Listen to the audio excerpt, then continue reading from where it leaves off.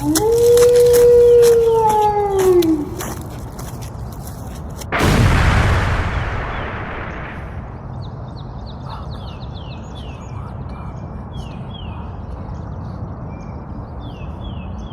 man. Fucking, I'm down. I'm down to clown Charlie Brown. Are you going to Fuck introduce hey, us? go in dry, no lube. Yeah, no loop, zero. What's up, people? This isn't my show. This is Steve's show.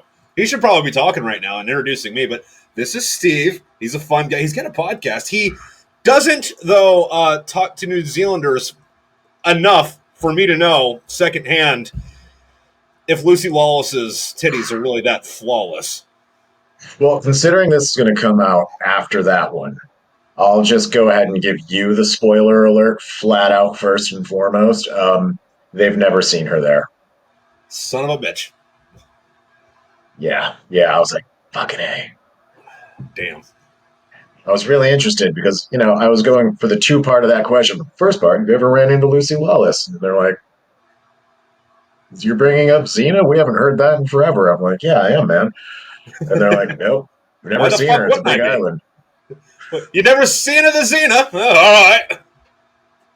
Well, I'm like, well, son of a bitch. All right, let's go back to talking about New Zealand cheese then. Does New Zealand Fucking, Japanese? Fuck. well, I don't know. I said, does New Zealand have cheese? Fuck, now I have to go listen to that one. that's okay. If you want to listen to cheese, we're not going to fucking stop you. It might be good for your next book. I also was thinking, since you finished the Smoke Pit Fairy Tale series, Mm-hmm. we're drinking right now. At least I am. I don't know. I imagine you are.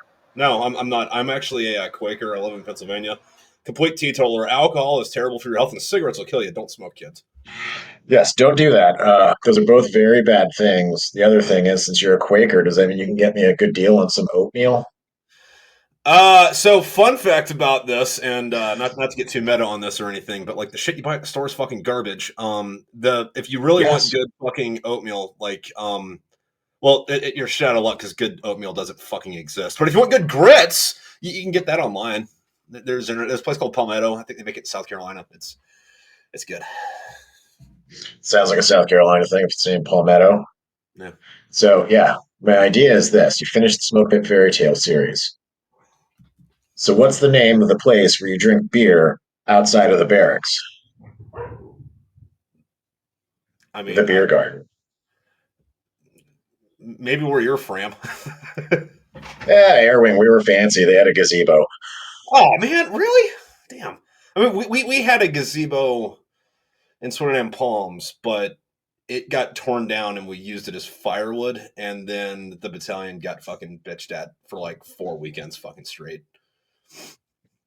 Yeah, well, when I say there was a gazebo somewhere, but everyone pretty much just drank on the catwalks between their rooms and fucking partied that way. Yeah, where were you at again? New River. Oh, okay, all right. Yeah. I spent a grand total of maybe 15 minutes on New River after making a wrong turn. Yeah, probably when you were at MCT and you're like, I walked too far. I went past the MCX. Yeah. Yeah, no, actually, fucking, while I was in, I think I put my feet down on every Marine Corps installation besides the ones on mainland Japan. Okay. Yeah. Yeah. Not stationed at, just put my feet down on. And you know what? That's good enough for me.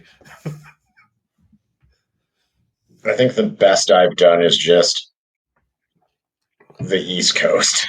I was a world traveler, though. So, Yeah. there's that. But Well, yeah, no, no. I did. I visited Miramar, but that was when I got out because I had a buddy there and I was Miramar working is, in San Diego. yeah, Miramar is fucking nice. And, like, everyone always keeps making the fucking Top Gun jokes. But, like, it's not a naval installation anymore. It's Marine Corps, and they do Top Gun at, I think, El Centro now, don't they? I might be wrong about that, but I don't think they do it in Miramar anymore. It's Northern California, at least, if it's not El Centro. I know I've heard someone say where they do it, but it's like, okay. Yeah, but, whatever. Yeah, I don't know. When I was walking around Miramar, I'm like, fuck, I really wish I would have been stationed here. Why couldn't they, make Ospreys deployable from the West Coast, not the East Coast? Fuck. Son of a fuck. That's my fault for not getting recruited out of a Western state and then just getting shuffled onto this. See, like I had the what I would call the good version of it. Like I went to Paris Island and then I went to the First Marine Division, and it's like, hey, that Right. doesn't happen a whole lot. Good for me. No, it doesn't. No. But what does happen a lot is people coming in from the West Coast. At least in the air wing, I saw a lot of West Coast people, and then they would wind up on the East Coast bases for the air wing, and I was just like, man, you guys got hosed. Yeah. Yeah, and then I was just like, yeah, I got a nice like 12-hour drive to go home on 96s and vacations and stuff, and they're like, I got to get a cross country flight and all that flight approval dumb shit for everything, and I'm like, yeah, I just go. Yeah.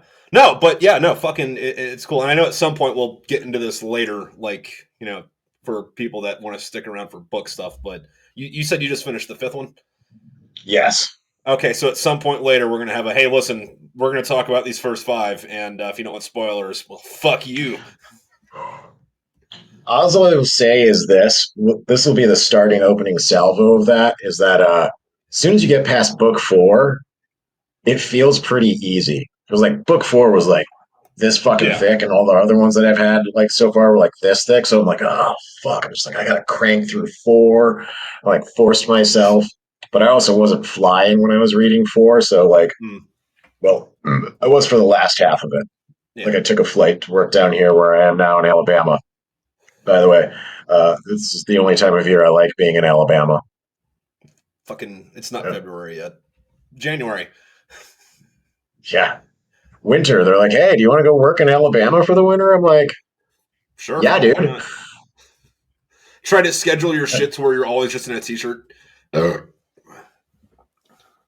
Yeah, I would love it. It was fucking 65 and humid today. I was just like, fucking hey, but it was also raining like a bastard. So I'm like, good thing I'm indoors. Yeah, we had a scorcher today. It was like 34. Fuck, man, the snow's starting to melt up by my house, so I'm pretty happy. Yeah. It's the rain killing it fucking here. Oh, dude, it's fucking hilarious because, I live about an hour west of Buffalo on Lake Erie. And so, Buffalo got raped in the ass last week Yeah. by snow. And then you go down by me, and there's like maybe 6 inches. So you versus the guy she told you not to worry about. 6 foot or 6 inches. What do you want, baby? Iceman edition. That's right. Yeah. So But fucking what's been also, up to don't you? have to show. Fuck, man, just working hard, just dumb shit, getting back into doing the podcast, reading your books, actually, because those are the only things I'm reading at the moment, because I can Thanks. only read one thing at a time.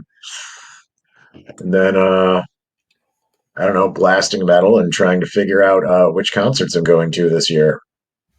Nice. Yeah, because they're just starting to announce all of them. Allegiant just announced theirs today, and they're going to be in Pittsburgh on Cinco de Mayo. And I'm like, I guess I know what day or where I'm getting tacos, Pittsburgh. Yeah, well, the problem with Pittsburgh tacos is they put sauerkraut and sausage on all of them. That's because there's all the Polacks there. You're in the pierogi belt now, motherfucker. Yep, yep, dude. There's this place. It's a bar. It's called the Iron Horse. It's down the street from where I'm at, and I say down the street relatively because I'm in the boondocks, so down the street's half an hour away. But they got this thing called the Makes Polish sense to me. pizza, where it's the crust, and then it's a little bit of cheese, and then it's mashed potatoes, and then it's a little bit of cheese, and then it's onions and pierogies, and then it's a little bit of cheese.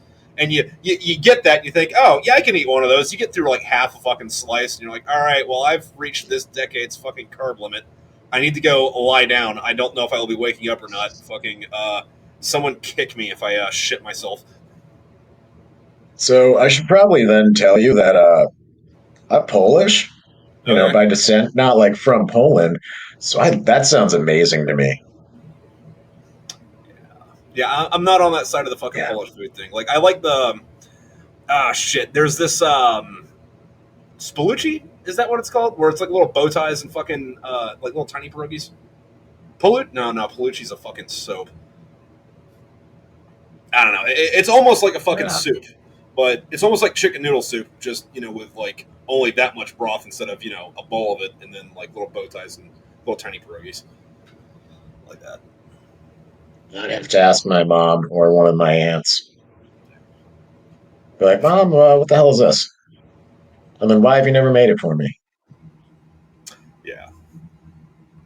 She'll be just like, because you love pierogi and galumki, and I'd be like, I do love those fucking things. Augustine, like that's not Polish, is it?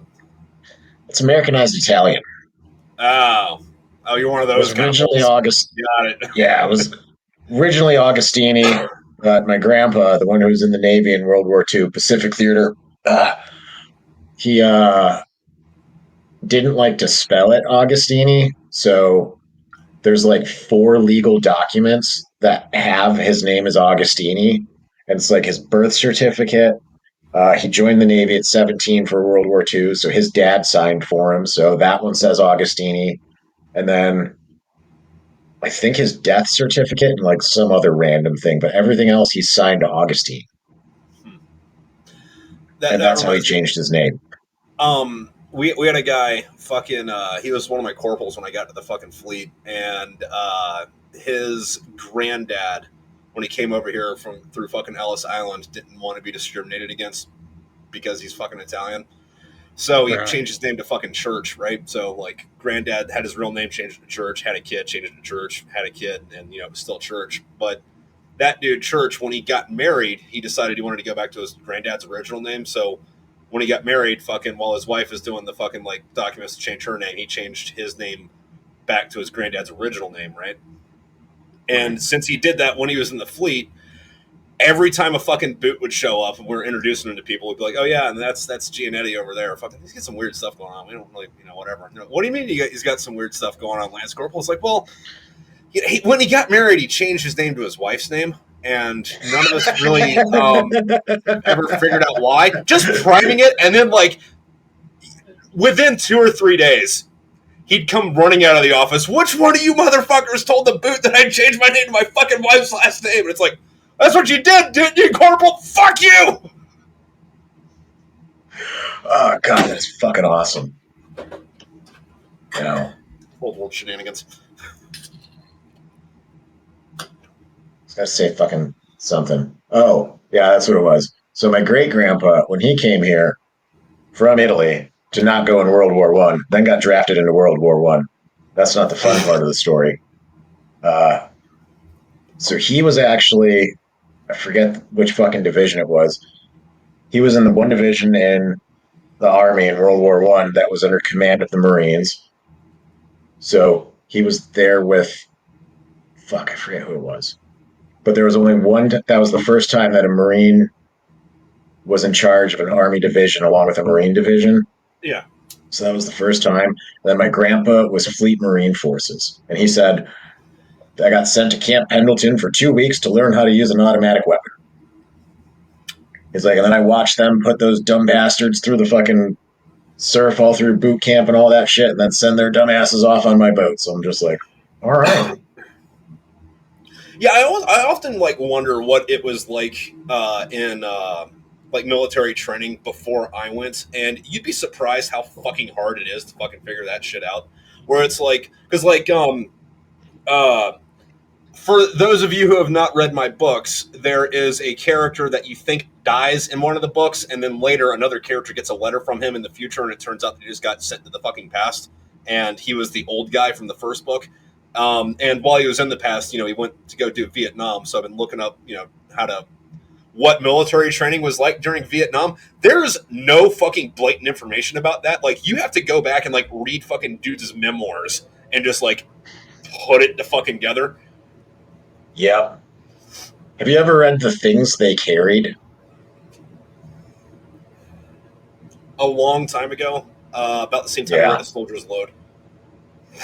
Yeah, so that one was just like, when I read that one, it was like blowing my mind because I'm like, I know these are allegories, but they all seem like true stories. Like, what the fuck is going on? This guy is good. There's another good one. It comes in and out of print every few years, and if you want to read it, I'd either say find it online or like wait until they print it again. So like right now, is this book called The Raggedy Ass Marines, and like right now it's not in print. If you want a hard copy, it's like $600, but like if you wait 2 years, it'll be $15 again. just because it's back in print and it goes up and down. It's kind of done that pattern for the last 10, 15 years. But it's a series of letters between these two guys, and it's their letters between each other. They like went to like high school. They grew up together, right? Joined the Marine Corps together. They went to World War II, Korea, and Vietnam. I think they went to World War II together, and then they both went to Korea and Vietnam, but like not together. So like they're writing each other fucking letters the whole time, and it documents kind of their career. And it's funny because like a third of it's like super moto, like what you want to think about when you think about being Marine shit. Another third of it's like, yeah, this sucks. This is the part that they're not going to tell you in the history books, but there's not really too much in there that's you're not going to find in like a movie like Full Metal Jacket or something. And then like the other fucking third of it is dumb shit that happened on fucking Liberty. And they got this one where they were, I think they were staff NCOs at the time, and they were up at 8th and I for whatever reason. And it was around November, so they're getting ready to go to the ball. And one of them has to go like get the cake for the fucking party. And he goes to the fucking bakery or whatever, and he decides that while the cake's getting ready, because it's not done yet, because of course it's not, and he's already in his dress blues, he might as well pregame for the ball. So this staff sergeant just gets fucking blitzed. And he's sitting in this fucking chair at this bar that normally I think it was like the senator from like Iowa or some shit. It's like his like normal spot. So this guy comes and goes, "Who the fuck are you? Get out of my chair!" And then instead of fucking arguing with the guy, the staff sergeant pulls his fucking NCO sword off and says, "I'll cut your fucking head off! Get the fuck out of this goddamn bar!" And then like dude runs off, and then like everyone else is like, "Yeah, man, fuck that guy. That guy's an asshole." And the bartender's like, "Hey man, I appreciate that, but like you got to get out of here before the cops show up." And then they went to Vietnam. Yeah, those are the type of shenanigans that there should be more of in the world, I believe. Yeah, and that's something that I'm kind of excited about for where we are in time right now, because specifically for like the Iraq and Afghanistan fucking stories like that, they're starting to come out now in like book form where you can go read them. As to where beforehand you're only going to write a book if you're a fucking Delta Ranger Sniper SEAL, right? And you get a book deal and a movie out of it. But now ones are starting to trickle out where it's like, yeah, dude, I was a shitbag Lance Corporal. This is the dumb shit I did. Have fun reading this, and it's like that's what I want. I don't want some ghost written fucking bullshit about. God, I don't know. Insert Navy SEAL X. You know what I mean? I want fucking Lance Schmeckatelli fucking figuring what pegging is the hard way in fucking Oceanside. I want the ones where the Lance Corporal is come up to you by an NCO or a staff NCO, and they're like, "Listen, I don't care how you make this fucking happen. I don't want to know anything. But these things we randomly need." Okay. Okay, what do you need? I need fallopian tubes, a donkey dick, and a UTI. Staff Sergeant, what are you asking me to get? Just go to supply and fucking hook or crook it. Okay, you show up at supply. Hey, I think I'm getting fucked with right now, but my staff sergeant sent me over here to get fallopian tubes. Oh yeah, here you go, bro. Huh. All right. Yeah.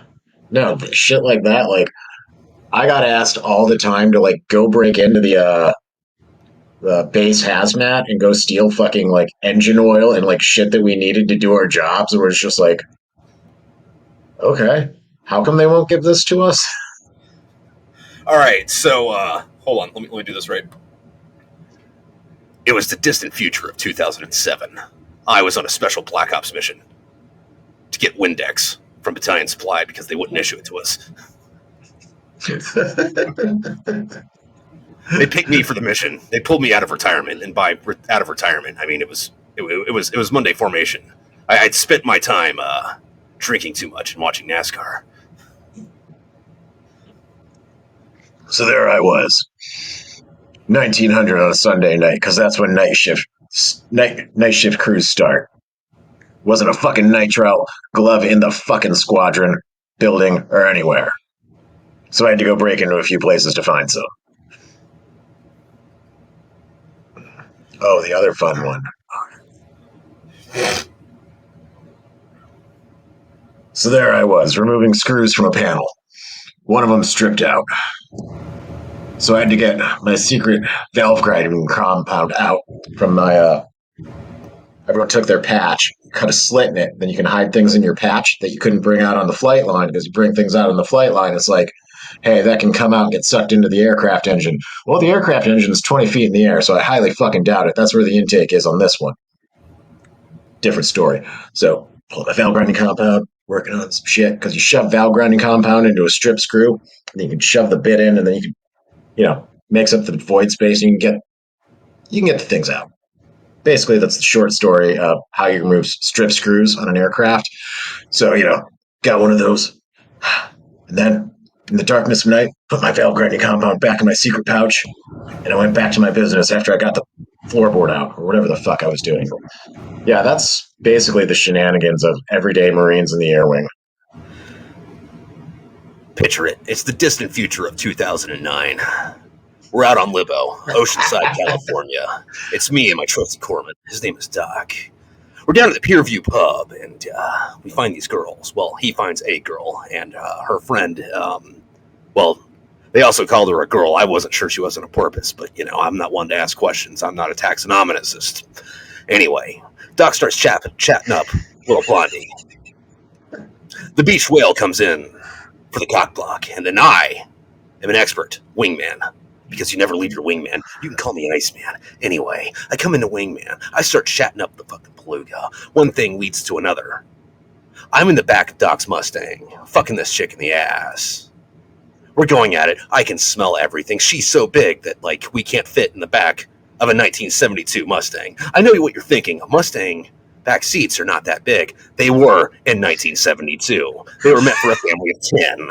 So we're back there. We're going at it. And then, in my drunken stupor, before I pull out, because I've got a little bit of the whiskey dick, enough to get hard, but not enough to come, I just piss in her ass. And then she looks back at me and says, wow, that's a lot of cum. And I'm like, wow, you're a fucking idiot. All right, let's go get another beer. So we get out of the fucking car. We walk back up to the Pier View pub. She finds her friend and says, hey, Samantha or Jessica, whatever the fucking name is. And they fuck off. And then I look at Doc and go, hey, mission accomplished. And Doc says, yeah, she was a really nice girl. I wish I got her number. And I'm like, oh no, I did all that for fucking nothing. Yeah, you're way better at this than I. Well, it's my job. But the best I got along those lines doesn't involve a girl. It involves. So I was fucking this dude in the ass. And being the asshole I was, I did not give him the courtesy of giving him a reach around. It's nowhere near that good. So there I was. It's 2000, probably 2007. There was a hurricane coming to North Carolina. The storm surge was pushing all the jellyfish up onto the beach. Me and my best friend decided we were going to go to the beach. There we were at the beach, all alone. Nobody wanted to be there because it was raining and shitty. Beach covered in jellyfish. So he takes a stick, he shoves it on a jellyfish, and he flings it at me, hitting me in the leg. So I go, all right, fine, game on. So here we are with sticks and jellyfish, flinging them at each other. Next thing you know, we're like, all right, well, we're kind of bored now. And our legs are covered in jellyfish stingers. I guess we have to pee on each other. Yeah. So speaking of fucking making stupid voices, I was talking with one of my buddies about you the other day. Well, maybe a couple weeks back about the audiobook stuff because you provide some of the voices for the audiobook. And I was telling my buddy Chuck, who plays Doc, I was like, yeah, this dude that does these voices, I kind of got a love-hate relationship with him because on one hand, it's like, hey, this character he's playing, the character says 5 words and he sends me a fucking 5-minute long audio file. And at first I'm kind of like, dude, just say the fucking lines and get on with it. But the dumb shit he says on the in-between is fucking gold. And he's 90% of my fucking blooper reel. I cannot tell this guy to shut up because I want fucking more of it. That fucking laughing asshole you were playing. This is already out. Go check my YouTube, people at home, if you want to know what this is about. The book's called Smoke Pit Fairy Tales. There's a YouTube audiobook for it. But he's like, all right, so I'm playing this Latvian guy. I am playing Latvian guy.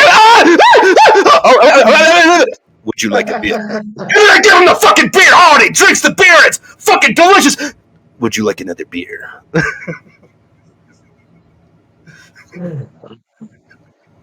I'll randomly start singing the lines too. Yeah, so people at home, if you want to listen to that, Latvia, Degables. anyway, people at home, if you want to check that out, fucking on the chapter season, most of his shit goes into the fucking blooper reels because it's fucking. I have to stop sometimes because it's fun. There's going to be some classic ones then on this next book 3. It's fucking. You gave me 3 different voices. I'm like, oh, I'm gonna have so much fun. Yeah, fucking.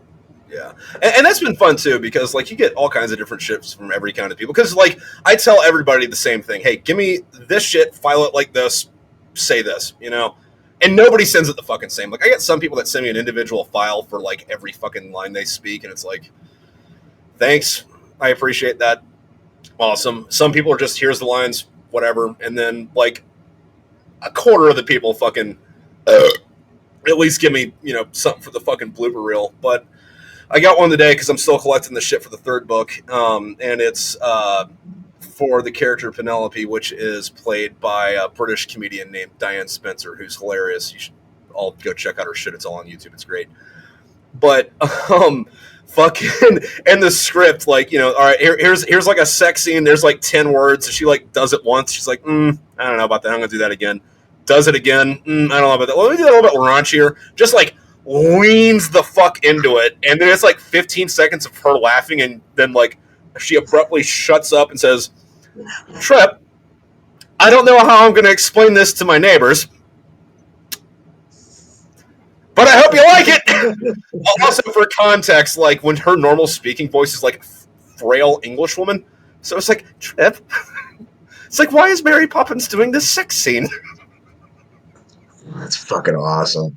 No, when I last recorded the ones for book 3, I was doing it. I was at my mom's house. So I was recording it, and come downstairs and like, hey mom, like give her like my normal like what's up stuff, and she's like, what were you doing up there? I'm like, oh, I was recording these book things for an audiobook for like this thing, and like I told her all about it, and she's like, that sounds awesome. I'm like, it was. Yeah.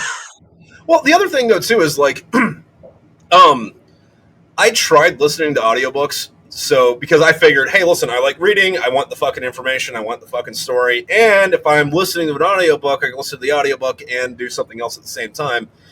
And every fucking audiobook I listened to was fucking horse shit, because they'd be like, hello, welcome to reading The Blue Corvettes, read by Bob Dicklick. Bob Dicklick got in the blue Corvette, and the Corvette drove, and this is how he narrates the entire fucking thing.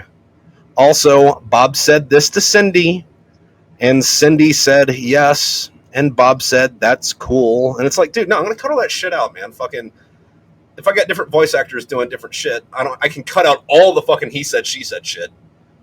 Right. And then I think I'm pretty decent at cutting it together to where it sounds like an actual fucking conversation instead of,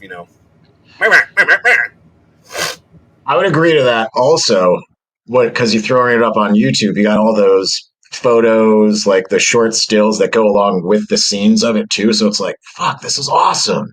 Yeah. So you get like some sort of like visual stimulus along with like hearing different actors doing the thing and like all that shit. So you're like, God, this is badass. Yeah, and then like I just get sucked in watching each chapter. Yeah. So hopefully that'll blow up at some point. Yeah, hopefully, I think it will. Not, I think it will. I really want it fucking to. Yeah, I want it to too. I don't think it is, but I want it to. Yeah. The other infuriating thing with whatever the fuck those are called, people reading books on Audible and like dumb shit like that is like they will just fuck up the most random word that's like that's not how you say it. Yeah. It's like one of them like. Let's take your screen name right there, the Prince of Military Science Fiction, Tripp Ainsworth. Be like, the Prince of Military Science Fiction. Like, what the fuck did you just say? Dude, on this end, there's some bad shit that fucking goes through. Like, again, my buddy Chuck, fucking, he had a line where, he's talking about calling it a fucking Kazovac, and he kept pronouncing it Casevac.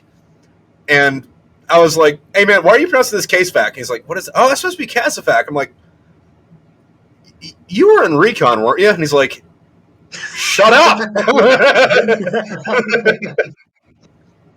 Why don't you shut up? Why don't you read the line right? You know what that fucking word is?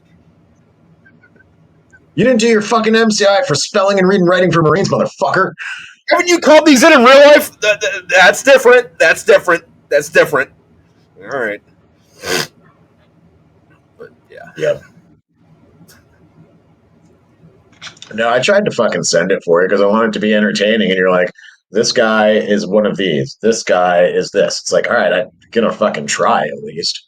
Well, I've also found that it comes out. It's a little more frustrating at first, but once you kind of get into a groove with people, it's easier to just say like minimal fucking direction. Just like, hey, here's the lines. He's mad. He's happy. He's sad. He's from this place. Go, and then it tends to come out more natural from fucking whoever instead of like I say, hey, this line. Be happy, this sign fucking be accusing him of this. Just like, no, just go with it. Do what you would do if this is the shit you had to say. And people give me shit that's more natural or, at least fucking humorous than if I were to nitpick. Yeah. So, if we are going to go into spoilers, I think I'm ready, especially for with book 5. I just want to go right into the spicy one.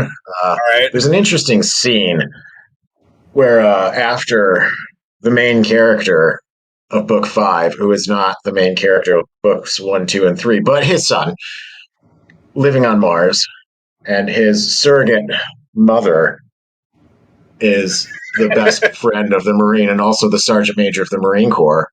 And he just happens to be washing some blood off of himself in the shower and looks out at his, let's call her stepmother, in a sexy negligee and starts getting a little bit of a, how should we call it? He gets the chub. Wood.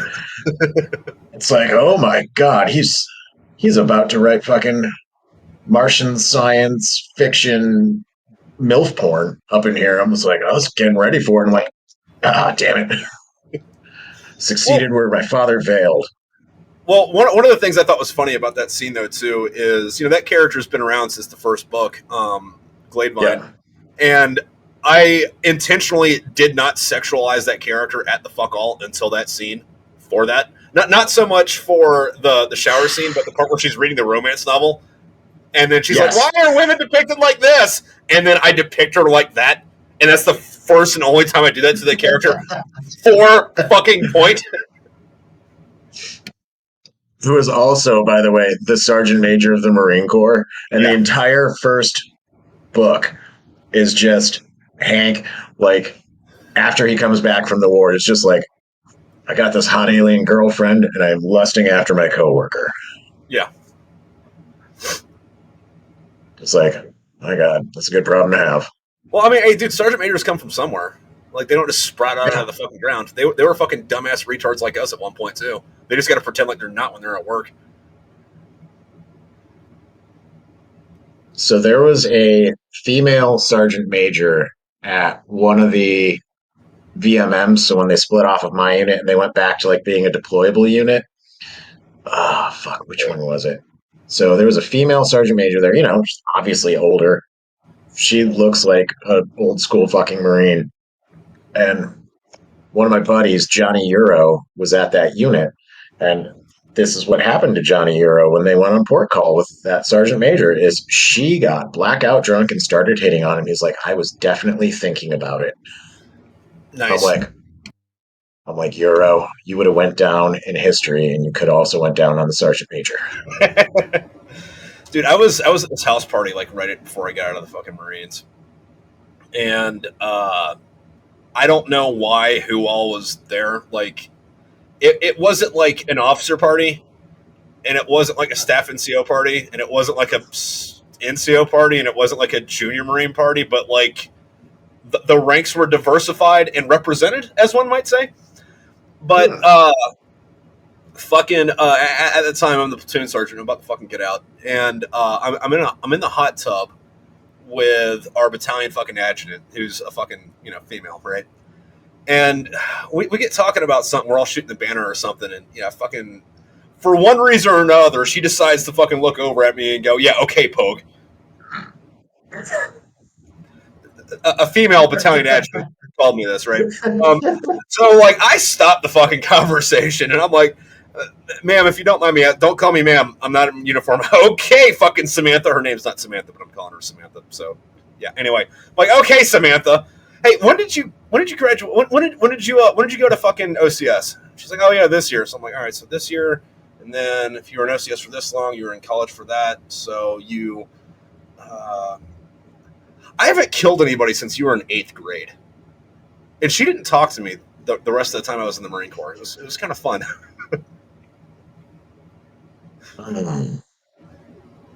Yeah, that would do it. I think I would have just looked at you and be like, "Oh, I'm sorry. What's your MOS number?" Calling me a poke? How dare you? I'm a dirty air winger. Well, I mean, she wasn't wrong. Like, I was a combat camera guy, but still, like, you don't do that. That's not polite. That's We're sharing a hot tub. Yeah. Who says that to a man in a hot tub? Yeah, shit. Fucking, I'm about to take off my fucking shirt. Yeah, I'm wearing a shirt in a hot tub, but like, I'll go put another shirt on to take it off for, the drama, to visualize my actions. Somebody give me a shirt.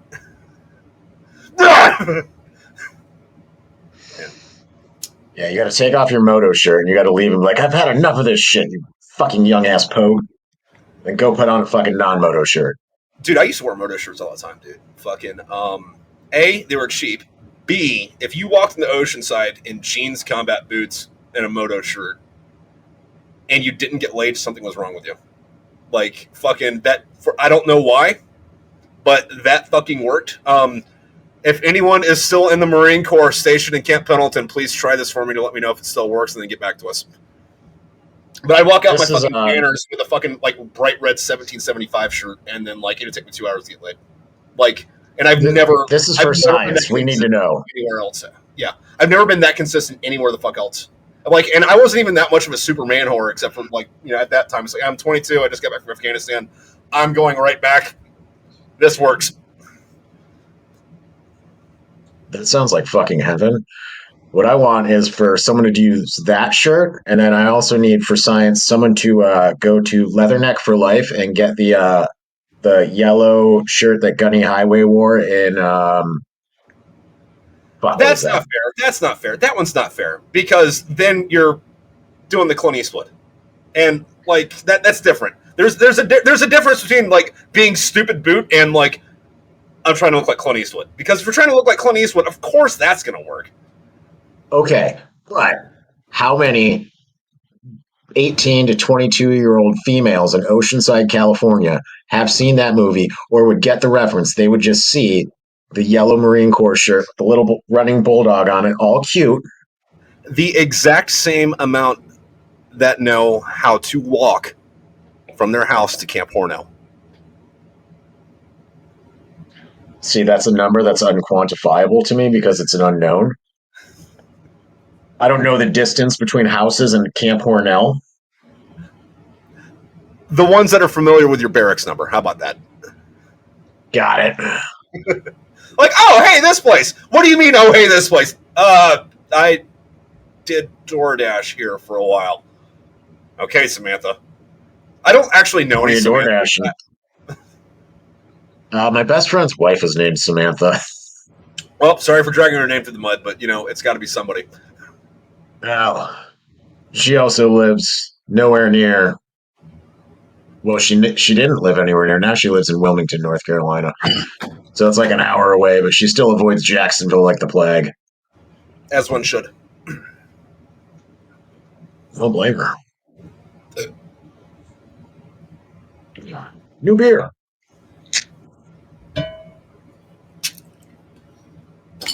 Cheers, buddy. Nostrovia. Das Vidania. No, adios. I don't know that much Russian. I know like maybe 4, 5 words. Like let's see, Aslovia, Privyet, Das Vidania, Suka, Dirty Capitalist Pig. Yeah, that sounds Russian, right? I know. Niet, which is no. Niet and Da. They're 6. Yeah, Nostrovia and Das Vidania. So I know like 3. I might think of another one in like 20 minutes after we end this. I'll be like, oh fuck, there's Son of a another one. bitch. I knew that. Why didn't you know that? We knew this. Yeah, I don't know. Yeah. So yeah, sex scenes. Book 5, fucking glorious. Book 4 is fucking amazing for just the amount of death that's in like the last, I don't know, third quarter even. Yeah. It's somewhere between the last third and the last quarter when they're fucking on this Russian ship and the Russians are developing a bioweapon and the bioweapon takes over and they have to fight the fucking bioweapons and the Russians at the same time. It's fucking brutal. It's amazing. Thank you. Yeah, fucking. I was a little upset like a few years later when I like played The Last of Us. I was like, hey, they stole my zombie mechanic. Hey, I stole their zombie mechanic. I mean, because it was pretty much like the mushroom zombie fucking things. Because the zombies, we did it a little bit different. Because like in mine, since it was developed as a bioweapon, fucking if you lost part of your body, it came back as mushroom immediately. So at the end, they're just like super fucking light, which is how they defeat them. They're just like, hey, just push them in the corner and set them on fire. That'll work, right? Yeah. Yeah. The entire thing was just like, holy fuck. Also, I have like the super active, like ADHD crazy mind. So I'm like, it's like fucking nightmare fuel of like, if somebody can see inside my mind while I'm reading this, of like the darkness of the ship, these fucking crazy mushroom zombies like fucking coming at you and you kill them, they fucking multiply into smaller ones. And like the screeching and the fucking horror of them like overtaking and like just being unstoppable until they figure out to fucking how to kill and burn them. Yeah, and one of the things It's when like, I was this is amazing. writing that too that I wanted to tackle is like in every fucking zombie fucking thing ever, like the military and the cops all get killed first, unless it's The Walking Dead, in which case one cop doesn't fucking die, and the rest of it's just like a bunch of scared kids running around trying to kill zombies. And it's like, hey, what if this, was, I don't know, tackled by professionals? Yeah, they're not professionals. This sucks. Fuck. Well, they know how to use their guns at least. Yeah. They know how to use their guns. They're proficient in tactics, which don't really help you with the undead. But, No. You're going to do better with tactics training and headshots than you are without. Yeah. I mean, and they didn't know what was going on either. They just knew they were getting a thing. And then they like Yep. wrap it in a trash bag because their actual fucking shit was either broke or lost because like what fucking like 5% of them actually made it to the space station. The rest of them were just out trying to make a fucking landing. Or even after they made the fucking landing, they're in the fucking port. I don't know what you call it in a space station, but like effectively the fucking harbor, and it takes them like 6 hours to get out of the fucking harbor into the main ring. Yeah, harbor. Oh, fuck, what would it Landing be? bay? Landing bay? But I mean, it's I don't big enough know. to like plant battleships in. Port bay? Yeah, fuck it. That's a good question. What are the semantics of what the fuck that thing is called? I am completely confident that I figured that out when I wrote that book and then have just forgotten. I also haven't read that book in 5 or 6 years. So I'm excited for a couple of months from now when I start on the audiobook for that. Nice. Yeah. Yeah, so that one's going to be fucking cool. Yeah. But Especially though, 5 is because the like, audiobook I'm excited about. yeah. Yeah, Because no, I've but like, already asked very non-politely if I can be a specific person in there. yeah. And we'll wrap around to this because this does tie into that. And also, again, if you haven't read these books, you don't want spoilers. Fucking here's your warning. But And like, also, fuck you, read faster. yeah, come on, god damn it. Anyway, was the fourth book is like what, maybe a third fucking zombies, and then the first, I guess, 2/3 of it is a mix between Space Singapore and Don't Bang Barracks Eric's Rats. life. Yeah, Yeah. so it ties into Not that. just don't bake barracks rats as a male. There's also a female doc who picks up barracks rats constantly too, in the form of men and women. Yeah, although she's a little there was a good I'm going to use the word juxtaposition because I think it sounds right. I'm not sure. Um I use a thesaurus in a dictionary a lot when I write because it's like they do dumb thing. I don't like dumb thing. They made an uninformed decision. Boom, that sounds better. Sweet, great. There's a lot of editing in these fuckers. They sound good once they're done though. But Thatch, the dude, he gets wrapped up in barracks rats, and he's a fucking dumbass about it, and gets his heart broken, all that. And then Stockton gets wrapped up in barracks rats and isn't a dumbass about it, and catches exactly zero feels. Yeah, and at the beginning of the book, she's like, yeah, they threw a going away party for me, and his dumb ass was trying to stand by me, and I was just like, get away from me. Yeah. Trying to be all sad, trying to get stationed here too. It was just like, all right. It'd be like that. No, but anyway, She's a firecracker. Oh, dude, yeah, no, I loved her. She's Stockton's definitely in my top 5 favorite characters that I've written. And granted, I might have a little more bias on this just because, like, I think I wrote the 6th book or finished writing that in 2018, and then have written the other 6 since 2020. So the last half of the series is a lot more in my head than the first half. So, like, there's other characters Makes sense, yeah. that I'm like, oh no, like my favorite character for anybody that's read all these to write was a character named Margaret Vickers, and she has a minor role in the 4th book. She's technically in the 5th, but I don't think she has any lines. She's just kind of there. And then in the 6th book, she gets a little more screen time, is the right word, I guess. And then, and then she eventually grows to pretty much being like an Eclair level character, where it's like, oh, you're the 3rd guy. But starts off small and builds up there, which was completely fucking unintentional because when I was writing, say, the 4th book, it was like, all right, so I need this platoon. I'm just gonna take an alpha roster and write a bunch of names down. I don't want to have this completely filled with Jones and Smiths, so let's throw a Lighthouse in there. That's a cool name. The Vickers machine gun's cool. Let's throw that in there. And then Vickers lived through the 4th book. I was like, all right, might as well throw in the 5th one. Oh, look, you lived through that one too. Oh, look, you lived through that one too. Fuck, I have to do something with you now. Shit. Well, that's one way of doing it. Yeah. No, but then get promoted. Yeah, right. Off virtue of not deaf. But yeah, no. After they get that like bioweapon, the fucking the Commandant of the Marine Corps fucking gets a hold of it and like kills everyone in the presidential line of succession above him. So he like de facto promotes himself to president dictator. And then like the old president's going around like house to house, street to street, like, wake up, can you hear me? Nope. Wake up, can you hear me? Nope. Wake up, can you hear me? Jesus Christ, what's that? Hey, buddy, what's up? Yeah, scared the shit out of people. Other people are like, you're not real. And then he's like, you're the first person that saw me and isn't scared. He's like, I thought I was having flashbacks of that fucking Russian ship I was on. No, I'm the president. Jesus Christ. Avenge me. What? Me? Avenge you? Yes, avenge me. I gotta go now. Peace. All right. Yeah, that sounds like some weird, crazy dream. Who moved my fucking rosary? God damn it. Yeah, no. That I was like, holy fuck, this is awesome. I want to play this character.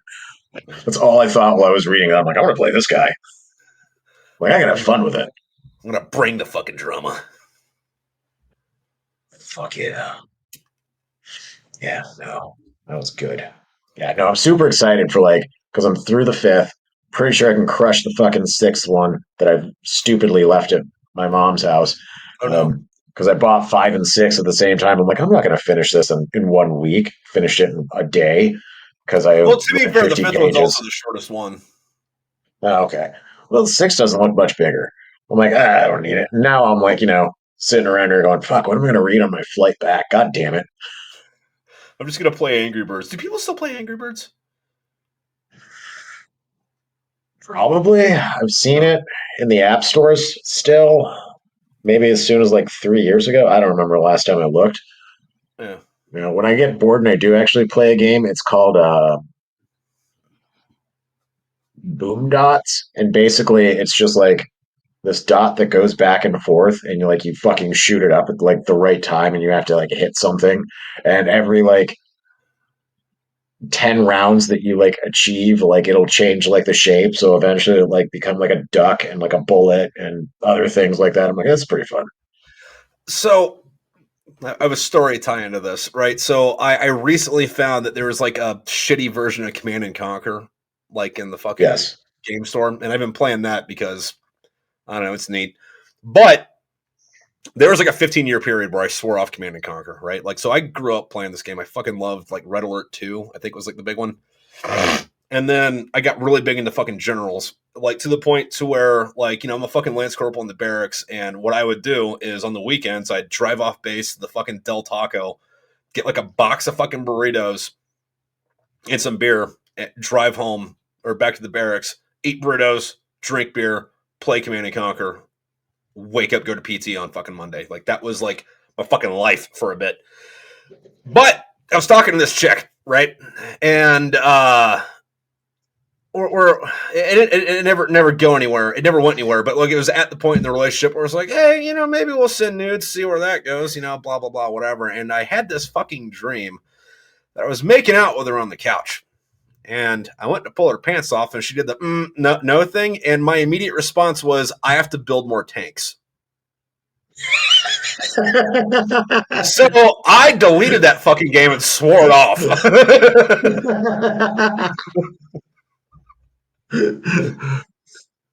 Not where I expected it to go, and went for the pants tug, and she said no. I'm like, thought you were gonna say something about a dick hat being there, and like, nope. I have to build more tanks. Yeah, I gotta build more tanks. So that reminds me of something else. Have you seen the story recently of how Ukrainians used two Bradleys to take out a Russian T-90? Yeah. Did you see the interview 2 days afterwards? Yeah. Like the guy's just like, oh yeah, I remembered where to shoot it from the game War Thunder. Yeah. And he's just like, yeah, that was the weak spot in the War Thunder. So that's where I aimed the chain gun, and that's it. Just fucking, yeah. Yeah, and everyone's like, oh, these goddamn kids playing their video games, that's never gonna apply in real life. And it's like, das vidanya, suga! Look, they fucking blew a turret straight off and fucking killed everyone because they knew where the ammo was fucking stored. Yeah, that's fucking metal as shit. Yeah, I saw that, and first I was just like, oh, I didn't know two Bradleys could take out a T-90. That's pretty fucking awesome. And then I was just like, then 2 days later, they, show that video, and I'm like, oh. Well, the thing to remember about Russian versus American / Western, but like really just American fucking technology is the reason that, I don't want to say the reason that, but it is the reason that. But there's a huge fucking difference in quality between like American and fucking like, Eastern Bloc fucking shit. And the reason that kind of came together was like we were already building better shit.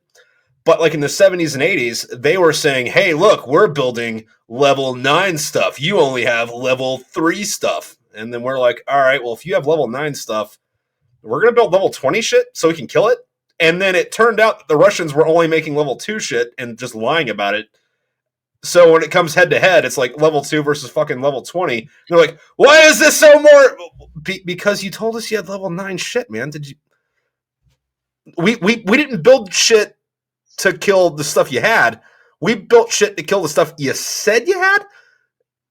Maybe you shouldn't have said you had what you had, and you might not be getting your ass stomped so bad. Like, I mean, nothing was going to stop you putting an entire fucking tank battalion on a bridge at the same time. Like, that's just fucking retardation.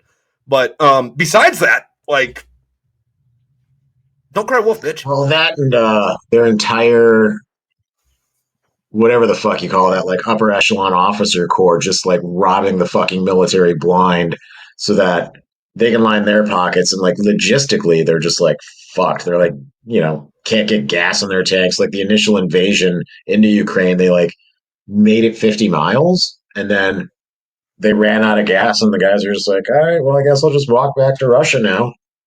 Yeah, and it kind of puts things in perspective because if you look at like American officers, it's like what's our biggest problem in the officer corps? They keep fucking the lance corporals. It's like, yeah, that sucks, but that's the biggest problem we have. Well, I mean, there's a little bit of nepotism, but yeah, for the most part, it's fucking their lance corporals. That's the biggest problem we have. They really enjoy being brown nosed and always told they're right too. Yeah, but like, dude, if that's the biggest problem we got, yeah, I mean, that's kind of a good place to be. I mean, in all fairness, I mean the E8s and E9s are doing that too. Some of the E7s. Yeah, well, and all the E6s and 5s and 4s and well, Everyone's fucking the lance corporals. yeah. What? But that makes sense though, because like, think about it. Like, your average Marine is a fucking 19-year-old fucking lance corporal, right? Who's also in the best shape of their life, i.e., also the hottest their fucking potential to be is. So it's like, boom, that. And the other thing though, I fucking like love this, like when you take it out of context, or like when you read it in military context versus backing up and looking at it like the way it is, where it's like all female Marines are sluts and male Marines will fuck anything, right? It's just like, stereotype, right? But if you think about it, it's like, okay, so this person's still a teenager, so regardless of sex, they're going to be fucking everything anyway. Also, they're out of the house for the first time, and they don't have mommy and daddy watching them, and it's not too hard to get shit past the fucking officer of the day. So, no shit. I'm not sure what you fucking expected to happen. So here's the thing: it's just like, okay, so they're college age people who Yeah. are in insanely good shape with a paycheck.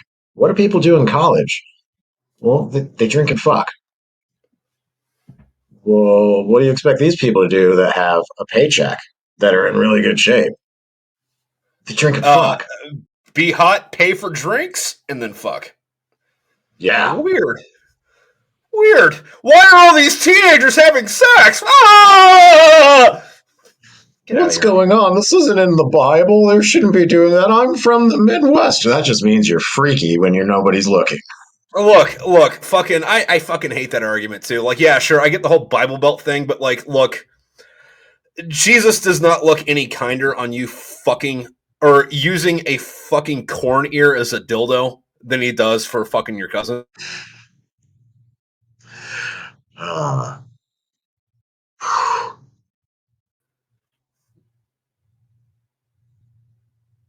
yeah, so I don't know. You just like glitched out for a second after you said cornier and fucking your cousin. So I was waiting for a second. I'm like, what happened? Oh yeah, no, you froze for a second too, and I was like, oh wait, it wasn't that bad, was it? No. It was fucking glitch out too. It was just like, oh shit. So I'll hear it in fucking afterwards because like your side records one way and my Yeah. records another to the fucking server. So it'll come out clear later. We'll just both be staring like idiots, like, what the fuck for half a second. Yeah. Well, I mean that was the end of the joke too. All right, good. Well, in that case, I heard the fucking joke. I'm sitting here in Alabama going, man, these people fuck each other. Like me and my coworker have had so many fucking jokes this week. So I'm working on a chemical facility, like cleaning out their old fire, or not old fire trucks, cleaning out their fire trucks because the old foam is toxic that they use. And yeah, so that's what I'm doing here. And like around Christmas, New Year's, like the people that were writing my permits, because large companies, you have to have a fucking permit to wipe your ass. So, like, to do work is fucking hilariously fun. And, they're like, all right, well, we're not going to be here this week. We've been writing your permits for the last 3 weeks, and we're just going to send somebody from Boilers over. And it's lower Alabama. So it was pronounced Bolas. We're going to send somebody from Bolas over there. And we're like, Ballers? What? Like it took us a good 5 minutes to figure out what the fuck they were saying, and we're just like, um, are we dumb for not knowing what they said, or are they fucking dumb for talking like that? Like, what is going on here? And we're just like,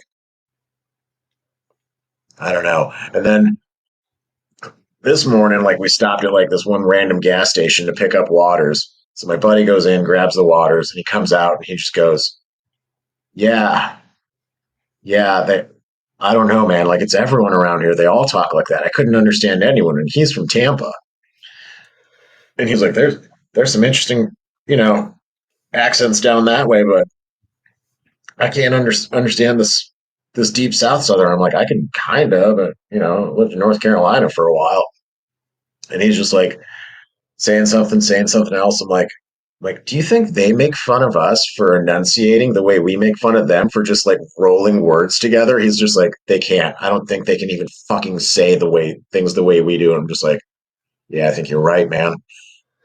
I saw this fucking thing. I thought it was funny, and then I was like pissed off that I didn't think about doing it like when I was in Japan and Korea and that shit. But it was these guys, and they were talking about how like they're in some fucking other fucking foreign country that they're fucking stationed at. They go out in town, and then they're in a shop or something, and they talk to like one of the locals, and then the locals do the thing where they look at each other and speak to each other in Japanese or Korean or some shit. So they figured out that if they stop talking like, they're from fucking goddamn fucking New York and just, did the fucking this thing the whole time, fucking the goddamn fucking, those people over in Japan and China, they ain't got no fucking clue what you're talking about. And it was like, why didn't I think of that? That's fucking brilliant. Yeah. I mean, because you understood every word I said, but, if you're not a native English speaker, you'd be like,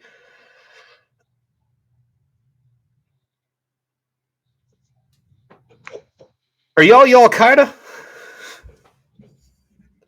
Al-Qaeda? Definitely. Meal Team 6? Of course. Hey!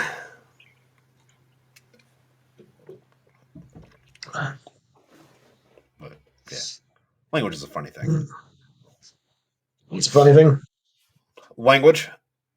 Oh, fuck yeah. Dialects, all that great shit. Yeah, because there's like, 40 different fucking dialects of fucking English, and depending on where you're at on that fucking scale, like, it's not even the same fucking language at the fuck all. So, what was it that I heard recently? Australian is apparently just what drunk English people sound like. So, like, normal Australian, when they're sober, sound like drunk English people. Yeah, because when they got down there, they got so fucking drunk and stayed that fucking drunk. That's what the vernacular fucking shifted to. Because they'd raised their kids never a sober day in their life, and they're like, "Oh yeah, I guess that's what that's supposed to talk like, yeah." Yeah, and then the other thing too that I've heard is that English in like the deep South and like all that is more similar to, because like it didn't advance to like what English is currently in like London and England.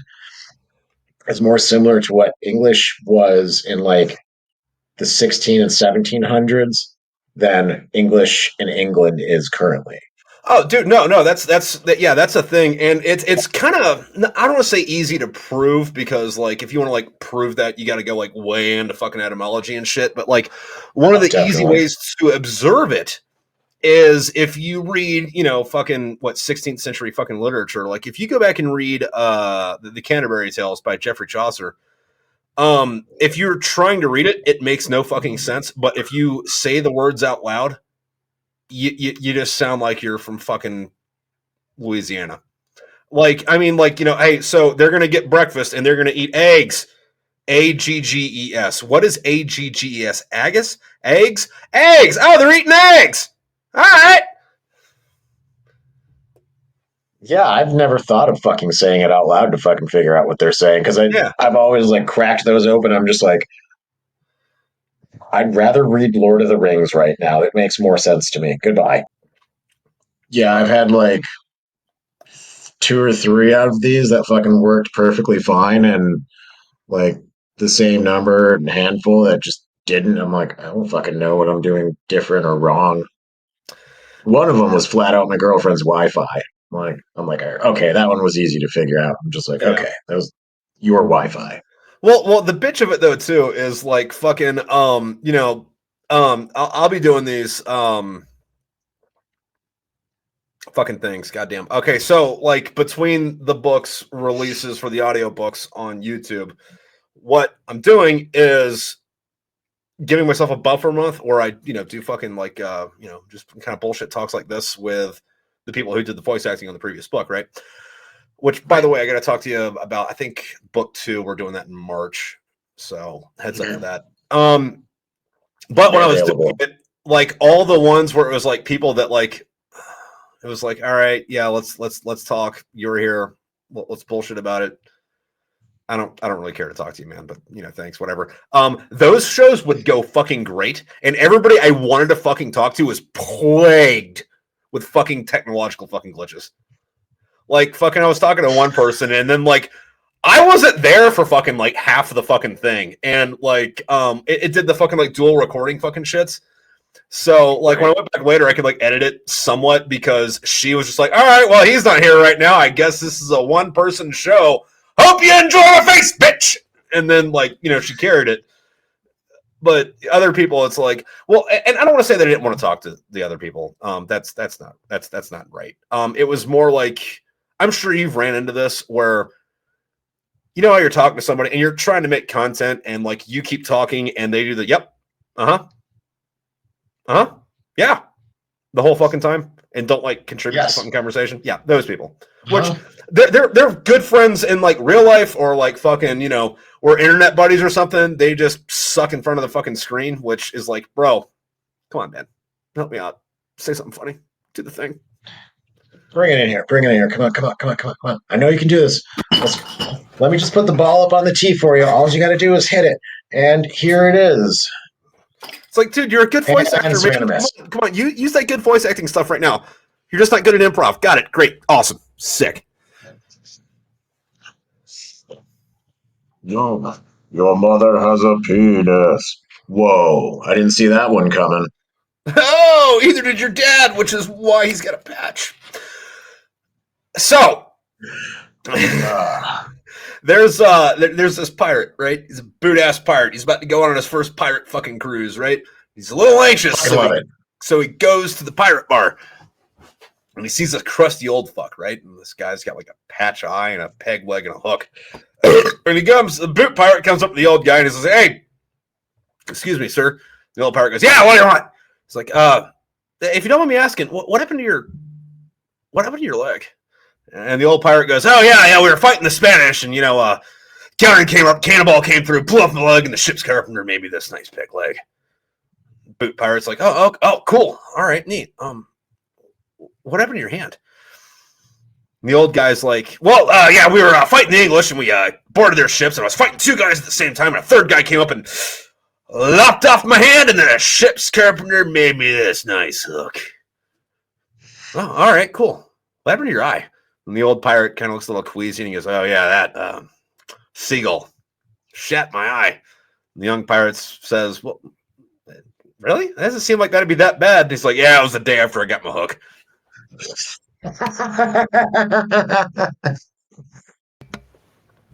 Yep. As soon as you said seagull shit in my eye, I'm like, I know where this one's going. Yes. Yeah. No, it's funny though, because like, we tell fucking stupid jokes like that, but like if you go read back old shit, like nothing that we fucking talk about is fucking new. Like in the fucking slightest. Like if you go back and read Shakespeare, despite what your English teacher told you, it's all dick jokes. Like fucking all of it. And the little bit that's not are tit jokes or shit jokes. Like that's all that fucking Shakespeare is. I got this fucking book. I don't remember where or when I got it, but it was originally published in like fucking 1870 or some shit. And it was this dude that went to Japan and was doing the anthropology fucking thing where it's like, I'm going to go figure out all their stories and write them down and bring them back to a new audience. And there's this story in this fucking book that was originally published in the 1870s, right? And it's this samurai. He's walking home from the battlefield and he sees this little girl fucking crying on the side of the road. And he's like, hey, what's up, little girl? And then she's like, oh, I'm lost. I can't find my way home.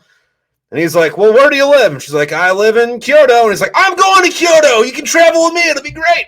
So he takes this little girl to Kyoto. I'm like halfway there. She's like, I'm hot. I'm going to take off my kimono. So she takes off her kimono and gives it to the samurai, and he walks her home and drops her off. Then he walks to his house. He goes to sleep, and he wakes up the next morning. He's like, oh, I still got this little girl's kimono.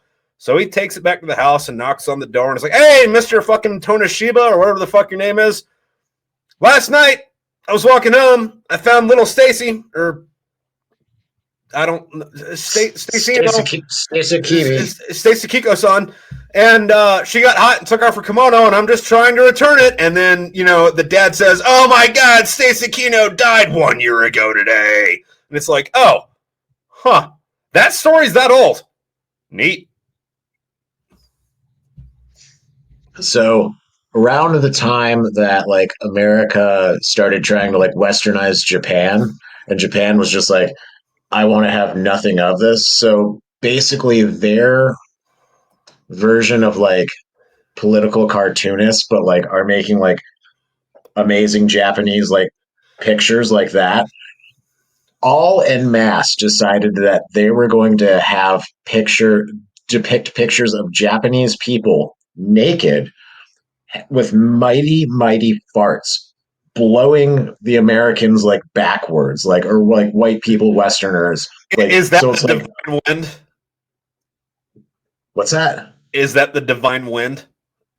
Yes, the divine wind. Like they're taught, like this whole series, I think, is called that, or like something along those lines. But like, there's more than one of like these like 17 1800s like Japanese like style like paintings and like stuff like that of like Japanese people farting fucking Americans off Japan, or just farting them backwards, like, because they didn't want them there. Like, you're ruining Japan. Like, we like what we are. Yeah, and it's kind of a shame too, because like Japan was like, Japan for like what 500 fucking years of, hey, we figured out what we want Japan to be, and we're gonna fucking do it, and it didn't stop until like America was like, hey, open those ports, bro. And this is after fucking them like being warriors for fucking 10,000 years before that, like. And then the Japanese were like, all right, well, we're gonna stop being Japan and I guess start being America Light. You know what America Light likes doing? You know what America likes doing? And we should do? We should go to war with fucking everybody. That's a good idea. Is that a good idea? That's a great idea. I'm going to give you a promotion. That's such a great idea. Huh. You know the Americans, like, have the sun? They have the sun? Yeah, man, they have the whole sun. I watched this fucking documentary, and it was, like, fucked up. It was about fucking Hiroshima. But there was this one part that was like, it gave me an idea for a fucking sci-fi novel. I haven't written it yet, and all I have is the fucking idea for it. But it was also like, if you put it like in this person's shoes, it's fucking terrifying, because it was this woman and she was in the Japanese army and she was like a fucking like radio operator, right? And she's in a bunker 200 fucking yards below ground. And then like this power just fucking goes out and there's an earthquake. She's like, oh, there's an earthquake. Usually when there's an earthquake, power doesn't go out. All right, let me go climb this fucking ladder to... Holy fuck, the Americans figured out a way to make a portal to hell. And then she had this nervous breakdown because the only thing she could fucking imagine was that the Americans figured out a way to open a portal to hell, because that's the only way that fucking Hiroshima would look like Hiroshima does. Which, yeah, that's fucking horrific. But on the other hand, it's like... I'm gonna write some. I'm gonna make sure to take note of that, because that could be a fucking story. And then I thought the mental, oh, that's mental just gymnastics. Just, well, think about it. At the time, the most advanced thing you've seen in your fucking life is a radio from the fucking 40s. What the fuck do you think? Bombing campaign in something in regards to that is just like, but you can see like small bomb here, part of this building still standing, part of that building still standing. Like, like a bomb thing happened. Like, you just walk up a flight, or a ladder well, and you're just like, there's nothing. Why is George Harrison here? Here comes the sun. Doo-doo-doo-doo. Is that what that song was about? I don't fucking know. Neither do I. I don't listen to the Beatles. I don't either. Fucking the best thing that ever fucking happened to fucking society was David Chapman. I was gonna say I'm blanking on the guy who wrote fucking Catcher in the Rye, but it was going to be a Catcher in the Rye joke. But yeah. J.D. Salinger. Yeah. I was going to say him writing fucking Catcher in the Rye. Yeah, it's still one of my favorite bad songs is Mark David Chapman by Mindless Self-Indulgence. Yeah. I'm like, fuck yeah. I listen to that song and I'm just like, yep. Fucking A. Yeah, where are we going with that? Fucking goddamn John Lennon. Imagine there's no possessions. Imagine not going home and beating your wife, asshole. Fucking put that into perspective, you fucking dumb bitch. I fucking goddamn it. The moon is hollow and filled with fucking reptilians who are stealing your soul and reincarnating you to fucking feast off of. Dude, no, seriously though, I fucking hate fucking John Lennon. Like, oh, hey, let's all be fucking communists with no possessions. And, well, you guys think that I'm going to drive around on my fucking Rolls Royce. What? What was the fucking stupid ass thing he came up with? It was like, we live in a sack now, and like, he named it some stupid fucking religion. And I'm just like, how do people like this fucking idiot? How do they even like his music? My mom doesn't even like his music, and she's fucking lame. All right, I love my mom too. She's also fun at the same time. And she was probably really fun in the 80s, which is why you're here, by the way. Hey, by the way, my mom has also been to a Blue Oyster Cult show. Which is the band people should be. I fucking love Blue Oyster Cult. But anyway, I want to go back to John Lennon for a minute, and then we can go into Blue Oyster Cult. I fucking love Blue Oyster Cult. But first off, I believe in God, right? Jesus Christ is my savior. If I did, though, decide to become a militant atheist, I could prove to you that there's not a God. So Mark David Chapman comes up and puts fucking 5 or 6 rounds into John Lennon. Not one fucking bullet into Yoko Ono. If there was a just and loving God, she'd have fucking went too. Okay. What's your theory behind that? Why would she go too when he was obviously the poser that J.D. Salinger was talking about in Catcher in the Rye? I will quote Yoko Ono herself. The pain on your face when you said that. I will quote her myself. I gotta listen to that for fucking, what, 40 more years? We're at 40 more years of that bullshit now? Oh my god, dude, no. So, like, fucking, when I was in fucking college after I got out of the fucking Marines, man, fucking...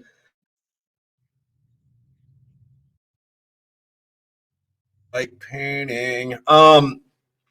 So I took a bunch of these fucking art classes that are all ran by fucking liberals who fucking love Yoko Ono for some fucking reason. So for 4 fucking years, my major in fucking school was... Where the fuck was this school? Penn State. Oh. I'm sorry. Did you get touched while you were there? I was older than half of my professors.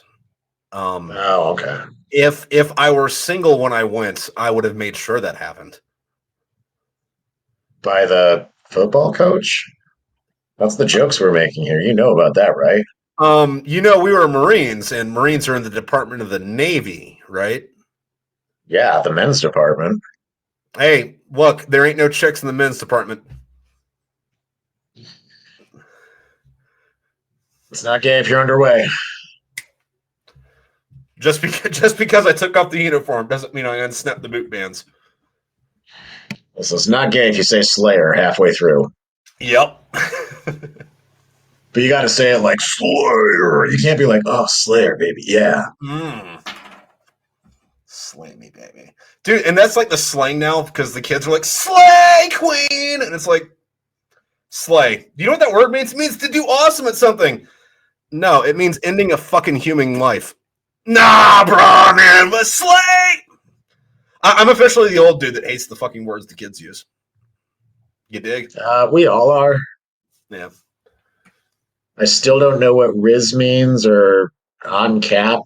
Maybe I could use dead ass in a sentence and still sound retarded, but I might be able to use it correctly.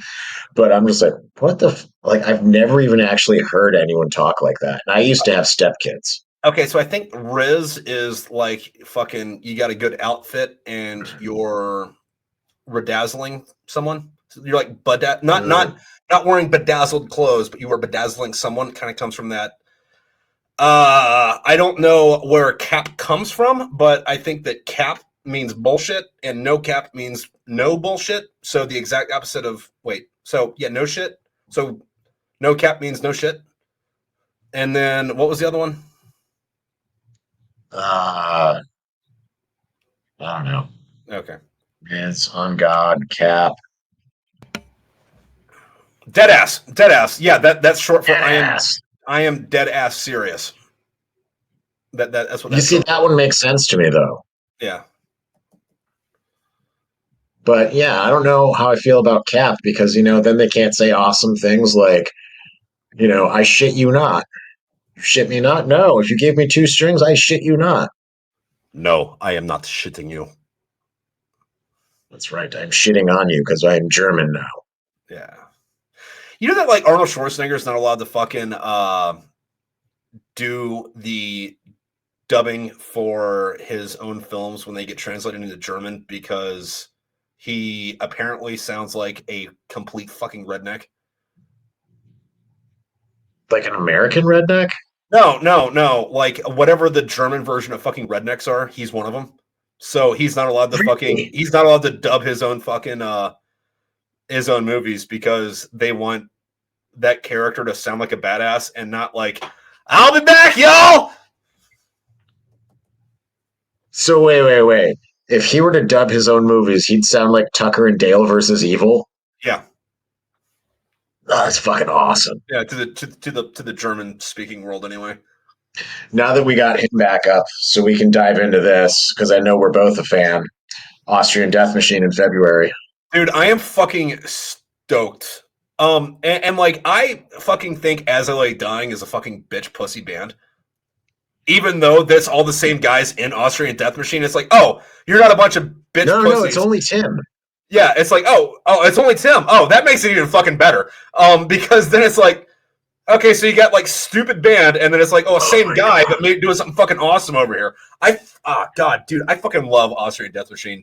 I love the fucking story arc of Tim Lambesis going from Christian fucking metalcore to being like Austrian Death Machine is my side project. Next thing you know, he's like lifting and on steroids. Someone he met at this gym, he gets to be a contract killer for his wife because he's going down or his marriage is going down and he can't have that happen to him as a good Christian.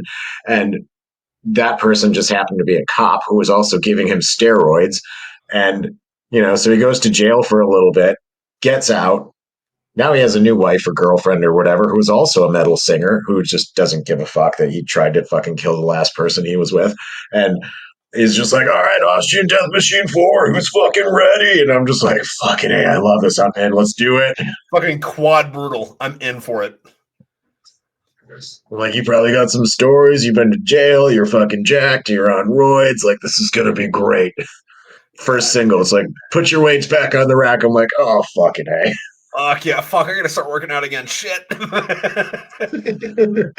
never really stopped. I just kind of slowed down at it. I'm just like, Yeah, but like now I gotta like try to like I gotta get to the point now where it's like, okay, I'm gonna do the most I can do without seriously hurting myself. Hurting myself is okay as long as I'm listening to Crom. This is a shot. Yeah. And you know what's funny is like all that shit's just like one big fucking joke that he's just bullshitting with, but it's still better than a lot of fucking other music that's out nowadays, you know? Oh yeah, like there's 3 albums coming out that fucking week that I'm super excited about. Austrian Death Machine, The New Job for a Cowboy, and Isan, who used to be the main guy for Emperor. Okay. Like they all have their fucking albums coming out that day, and I'm like, fucking A. And that's like the Friday after my birthday, so I'm like, it's gonna be the best week ever. Fuck yeah. You ever listen to and my birthday is also Mardi Gras this year. Fucking even better. Yeah. Taco Tuesday and Mardi Gras on my birthday. I'm just like, God damn, this is the best day. You ever listen to fucking Necrogoblicon? I fucking love them. Fuck yeah. I was about to No go on one this like big survives. spiel about it, but fucking I And for those of introduce you people. listening at home, it's this band called Necrogoblicon, and there's this guy called John Goblicon who's kind of in the band. He doesn't play any instruments or sing. He's just like their hype man. But they got this horrific, fucking disgusting, fucking goblin fucking suit for this guy, and it does not look like a costume. He looks like he crawled out of the fucking gutter as a fucking like little demon, and it's hilarious. It's fucking great. Go listen to them. It's awesome. So I introduce people to them through their music video. No one survives. Yeah. And like like the hot chick in that is the porn star Caden Cross. Mm-hmm. Yeah. So, one, the music video is amazing, especially at the end. Well, there's two parts that are my favorite part. When the random EDM sequence, the electronic dance music sequence from the song in the music video, like turns into a dance rave for that like 12 seconds or whatever. And then at the end, where he's fucking killing the guy with his goblin claws to the beat of the music. Yeah. I was like, oh, that's amazing. So No, I think it was I like 2 summers ago. Hold on. 2 summers ago, or yeah, it had to have been then. They were on tour. Like, I think it was the last Vans Warped tour, and John Goblicon made a show. Like after like show, like right now, like, John Goblicon. Right now with John Goblicon. Right now. And it was fucking amazing because he's like being dead serious. I'm John Goblin the Goblin. John Goblicon, the Goblin, and like he's just like trying to like interview people and like just, but also be as silly and dumb as possible. I'm just like, oh, this is fucking amazing. No, Everything great. about them, I bought in. No, I used to show them dressed as goblins because I love the funeral sequence where he's like puppeteering everybody. But I've been showing them since it came out. This Is It, because in the music video, people at home, it's mostly a serious music video. And so like the end where John Goblicon, who's directing the music video, because it's also some behind the scenes shit, like steps on the wrong rope, and then like all the lights start coming down and killing all the people in the fucking band. God. Yeah, that's a fucking great band. And I love how they leaned into it because they had this whole like era about like we need a gimmick, but they've already had the fucking gimmick, and it was like them looking for a new gimmick. But all the music videos were about the goblin trying to find a gimmick, not the band trying to find a gimmick. So it was like an onion of fucking meta, and it was great. They pulled it off well because it'd be very easy to try to get as meta or personal as they did and just like fuck it up and have it be stupid, but they just chef's kiss to fucking how they fucking pulled that shit off. You also know they're independent. They're not signed. They release everything themselves. Yeah, which is even fucking better. Yeah, because like they still go on like giant fucking tours, put out all their own stuff. Like they're just like, yeah, the music industry is kind of fucked, and we don't trust it, so we're doing our own thing. And sometimes we get shit on for it, and sometimes we're doing well. Yeah, and that's good for them because like I follow a number of independent artists, and a lot of them are the ones I follow anyway. They've been around since like the early fucking 2010s, and they're just now having their like fucking like big epic fucking era, and they're still playing clubs. And it's good for, and like, that doesn't mean nothing against them, like I love their fucking music. That's why I'm there. They're great fucking musicians. They're just not really going anywhere. But then you get people like Necrogoblicon, who's also doing it independent like that. And it's like, you guys want like a fucking whole ass music festival where we're going to sell this bitch out because we got a goblin. We got a goblin. Yeah. I'm attributing their success to the goblin, not their fucking epic guitar player or fucking their fucking badass lead singer or anything. It's the goblin. I thought it was somewhere between a cross between the goblin and all the references to Pogs they have. Yeah, there's a bit of that too, which is kind of a There's weird a little thing bit of because that. like you have to be in a certain fucking age to even know what the fuck they're talking about. Yeah. And I'm in that age, and I'm just went, did they just say pogs? They said pogs. Yeah. Yeah, no. Oh, God, they're great. Probably going to listen to them after this. Yeah, they're fucking good. Ah, so fucking excited about music this year. Yeah, and that's kind of one of those funny things too, because like everyone keeps talking about, and people have always talked about how music now is shit. And I don't mean like now. I mean like now whenever you're saying it. So if you're saying music now shit, music now shit. If you're saying music now shits in 2005, you meant music in 2005 was shit. If you said that in 1995, you meant that, all the way the fuck back. And it is true that there isn't good popular music now.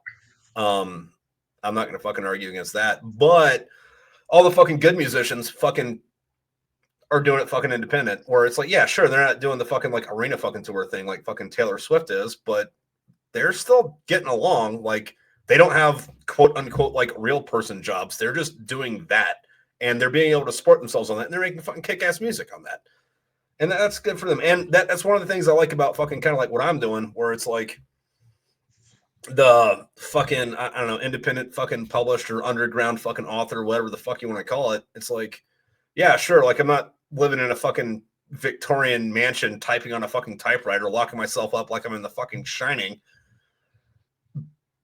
But have you read any books recently that came out by like big publishers? They're pretty fucking sterile. The last things I read before I started reading Smoke Pit Fairy Tales was the Jack Carr series, the Terminal List, and like those ones. Yeah. And they were good. Like they were fiction, but it was like military Navy SEAL fucking fiction. And it's just like, it's okay, but I can't relate to it. And it's like too in the weeds on the gear and stuff for like things I don't understand. I'm like, that's fucking cool and all, but and then he started talking shit about the Osprey, and I'm like, well, it's kind of my baby. I shouldn't be an asshole about it, but fuck you a little bit. But If I that talk all shit comes about down your to, job, you wouldn't like me. that all does come down to how it's presented, and I'm making an argument for myself on this because if you've got some book like that, like say that dude who's like, oh yeah, I'm going to give you a fucking half a fucking chapter about how to put the gear together, and then the other half of the chapter is why ospreys suck. It's like, all right, cool, you got your fucking gear on, and ospreys suck. Neat. Or you can take my route where it's like, hey, listen, Boot, this is how you fucking put your goddamn flight together. Shut up and listen to me talk about the 1st Marine Division. Yeah, Ospreys suck because fucking last time I got on one, there was a leak and I got oil in my eye and I fucking slipped on it and busted my ass. Fuck Ospreys, man. It's all how you present it. That's more believable. That's more believable than like, oh, like X, Y, and Z happened like times because of this. It's like, yeah, but for that one, like, the CO was making people falsify fucking documentation records. For this one, there's fucking something else that happened. Yeah, for this dude, one like at that like, point, he's already getting way into the weeds. He's already getting way like, into the weeds about shit I don't give a fuck about, but I would give a fuck about Lance Corporal doesn't like spinny fucking flying thing because oil got an eyeball in bad situation. Which makes perfect sense. The other thing, too, is like his 1st and 2nd books were fine. And then, like, they started going downhill around the same time that Chris Pratt bought the rights to put it on the fucking Amazon. And so he's just, like, splitting his time between so many things. It's just like, your books are starting to suck now. Yeah. Like, you're too divided. Yeah. Well, I mean, that's just my opinion on it. But he's fucking crushing it, and good for you, man. I mean, good for him. But and this isn't just for books, but it definitely applies to books where, and you see it more in music because more people pay more attention to music than they do to fucking books. Like even if like we were both fucking avid fucking readers, there's a fucking trillion fucking books out there, and it's possible that both of us could have read more books than anybody else on the fucking planet and not have read the same fucking book. So it's easy to not be able to compare. But it it works with books, but you see it better in music, where it's like, I'm young, I'm pissed off, I'm gonna write this fucking book or this fucking album about what the fuck I'm pissed off about, and I'm gonna do that 2 or 3 times, and then I'm gonna make $1 million, and then I'm gonna pretend to be mad about something and try to write about it, I guess. I don't know. Like, you need to be fucking pissed off about shit to make good fucking art. Yeah. That's why I was so disappointed when Randy Blythe from Lamb of God fucking came back from, what was that, jail in fucking Hungary, and then the next album just kind of like, I'm like, yeah, son of a bitch. I thought we were going to get a great Lamb of God album, then we didn't. No, he's a millionaire. He's got nothing to be mad about. And if you got nothing to be mad about, then you don't really have anything to bitch about. And if you don't really have anything to bitch about, you don't have anything to fucking really make a story out of. Besides, like, hey, Bob went to the store. And then after Bob went to the store, he met Susie. And then there was a dog, and the dog was possessed by demons. Huh? Yeah. You can't have demons. Those no, bad demons. Yep. No, that's no, I totally agree with you. Yeah. Like, people are saying that all the time. We're like, oh, like 80s hair metal. They're like, oh yeah, 80s hair metal is great. And then they fucking wake up one day, they're rich and they have a family, and like, this is a song about my son, Braden, and how it feels to be a father. It's like, no, don't. Dude, absolutely not. Go back to Kickstart My Heart. That's what we want. We want to hear about your heroin fucking overdose. Yeah, dude, and it's like that with everybody. Like, fucking, like, people hate on Bon Jovi a lot. I hate on Bon Jovi a lot. I'll get back to that because there's a tie-in with the books. Well, like, there was that scene in the first book where fucking the dude was singing fucking that Bon Jovi song and it pissed off one of the characters. Also, Hank's middle name is Thomas. Penelope's middle name is Gina. They're Tommy and Gina. They don't exactly have good luck throughout their fucking life. One might say that, Tommy used to work on the docks. Tommy never worked on the docks. Anyway, well, I mean, he was in the Department of the Navy. That's true. But did Gina work the diner all day? I don't actually ever tell anybody what fucking Penelope's job is until the fucking 3rd book after fucking the apocalypse happened and she turned her house into a bar, so... I guess it was kind of a diner then, too. Yeah. Weird how that one turns out. But anyway, no, fucking like, yeah. Like, people shit on Bon Jovi a lot, and all of it's justified because, Bon Jovi sucks. But their, like, first 3 fucking albums were fucking staple fucking rock and roll. And then they made $1 million and started writing, Baby, I love you. Shut the fuck up. Talk about banging 16-year-olds a girl again. Like, I know we don't like that, but that's when you wrote your best music, man. All right, so then let's go with this. How many of the first Metallica albums do you go through until you don't like it anymore? So fucking goddamn Kill 'Em All was good. I'm just gonna say it was good. Kill 'Em All was good. Master of Puppets was really fucking good. Ride the Lightning was amazing. Mm-hmm. And Justice for All is... I hate to disrespect Cliff Burton like this, but And Justice for All is one of the few perfect records ever made. The Black Album is... Well, you only feel that way because you play guitar. You do know that Tenacious D's tribute is about 1, right? Really? I'll go into that in a minute, and then we'll go into this. But the Black Album is a fucking awesome fucking like case study because if you look at it, it's an awesome case study in how metal can be crossover into rock and still stay metal and good. No, what I was gonna say was like if you look at the fucking track listing on it, every song on that is worse than the song before it, and you can be like, oh, this song rocks. This song's all right. I can listen to this song. Okay, stop. End the fucking record, asshole! And then Metallica never gets better than the ass end of fucking the Black Album. Yeah, I don't really, I like one, but I don't like anything else on Injustice for All. So I just like the first three Metallica albums. I'm also a hardcore Megadeth and Slayer fan, so I'm like, I am also on yeah, Megadeth's fucking side of that fucking argument. Okay, we're gonna get on this fucking rabbit hole. All right, so fucking I don't I love remember rabbit where holes. there was some fucking video game. I think it was True Crime Streets of LA, which was kind of like a fucking GTA fucking knockoff, except for you were a detective. And on one of the radio stations, they had Symphony of fucking Destruction, and I was like, oh, what the fuck is that about? So fucking I beg and plead for that fucking album for Christmas one fucking year. And I get that, and it's like, okay, all right. So I don't want to say that Symphony of Destruction is the worst fucking song on that album because that doesn't do it right.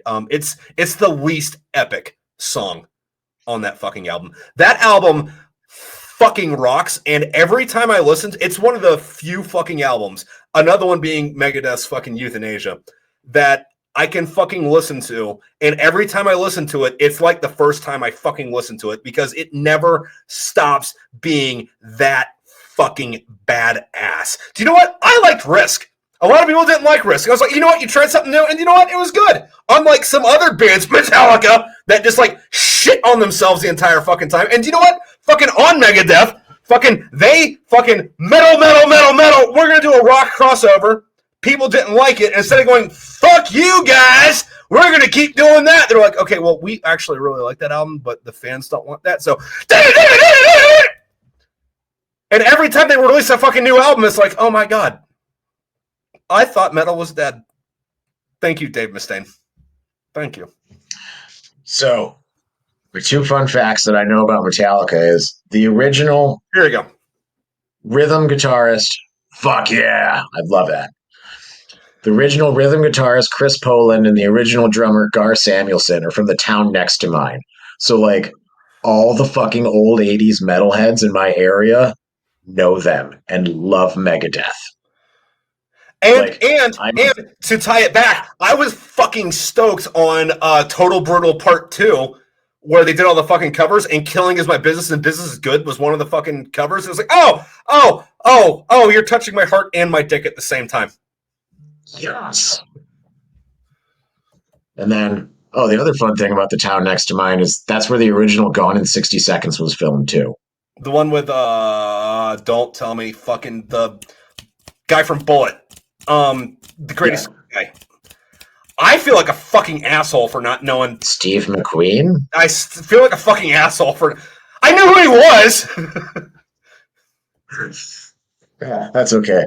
Then the other Megadeth fact, so Countdown to Extinction, the only reason it came out Billboard number two total, not number two for rock, number two total, was because Achy Breaky Heart came out the same week. Well, my achy breaky heart just doesn't understand that.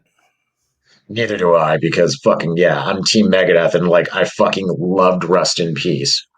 Like that's mine, where it's just like I can listen to that one all the time. So I didn't end up going this route with my books, and we're tying back to Megadeth, I promise. But fucking like I had a master list of everything I wanted to do throughout the whole series before I fucking started writing. And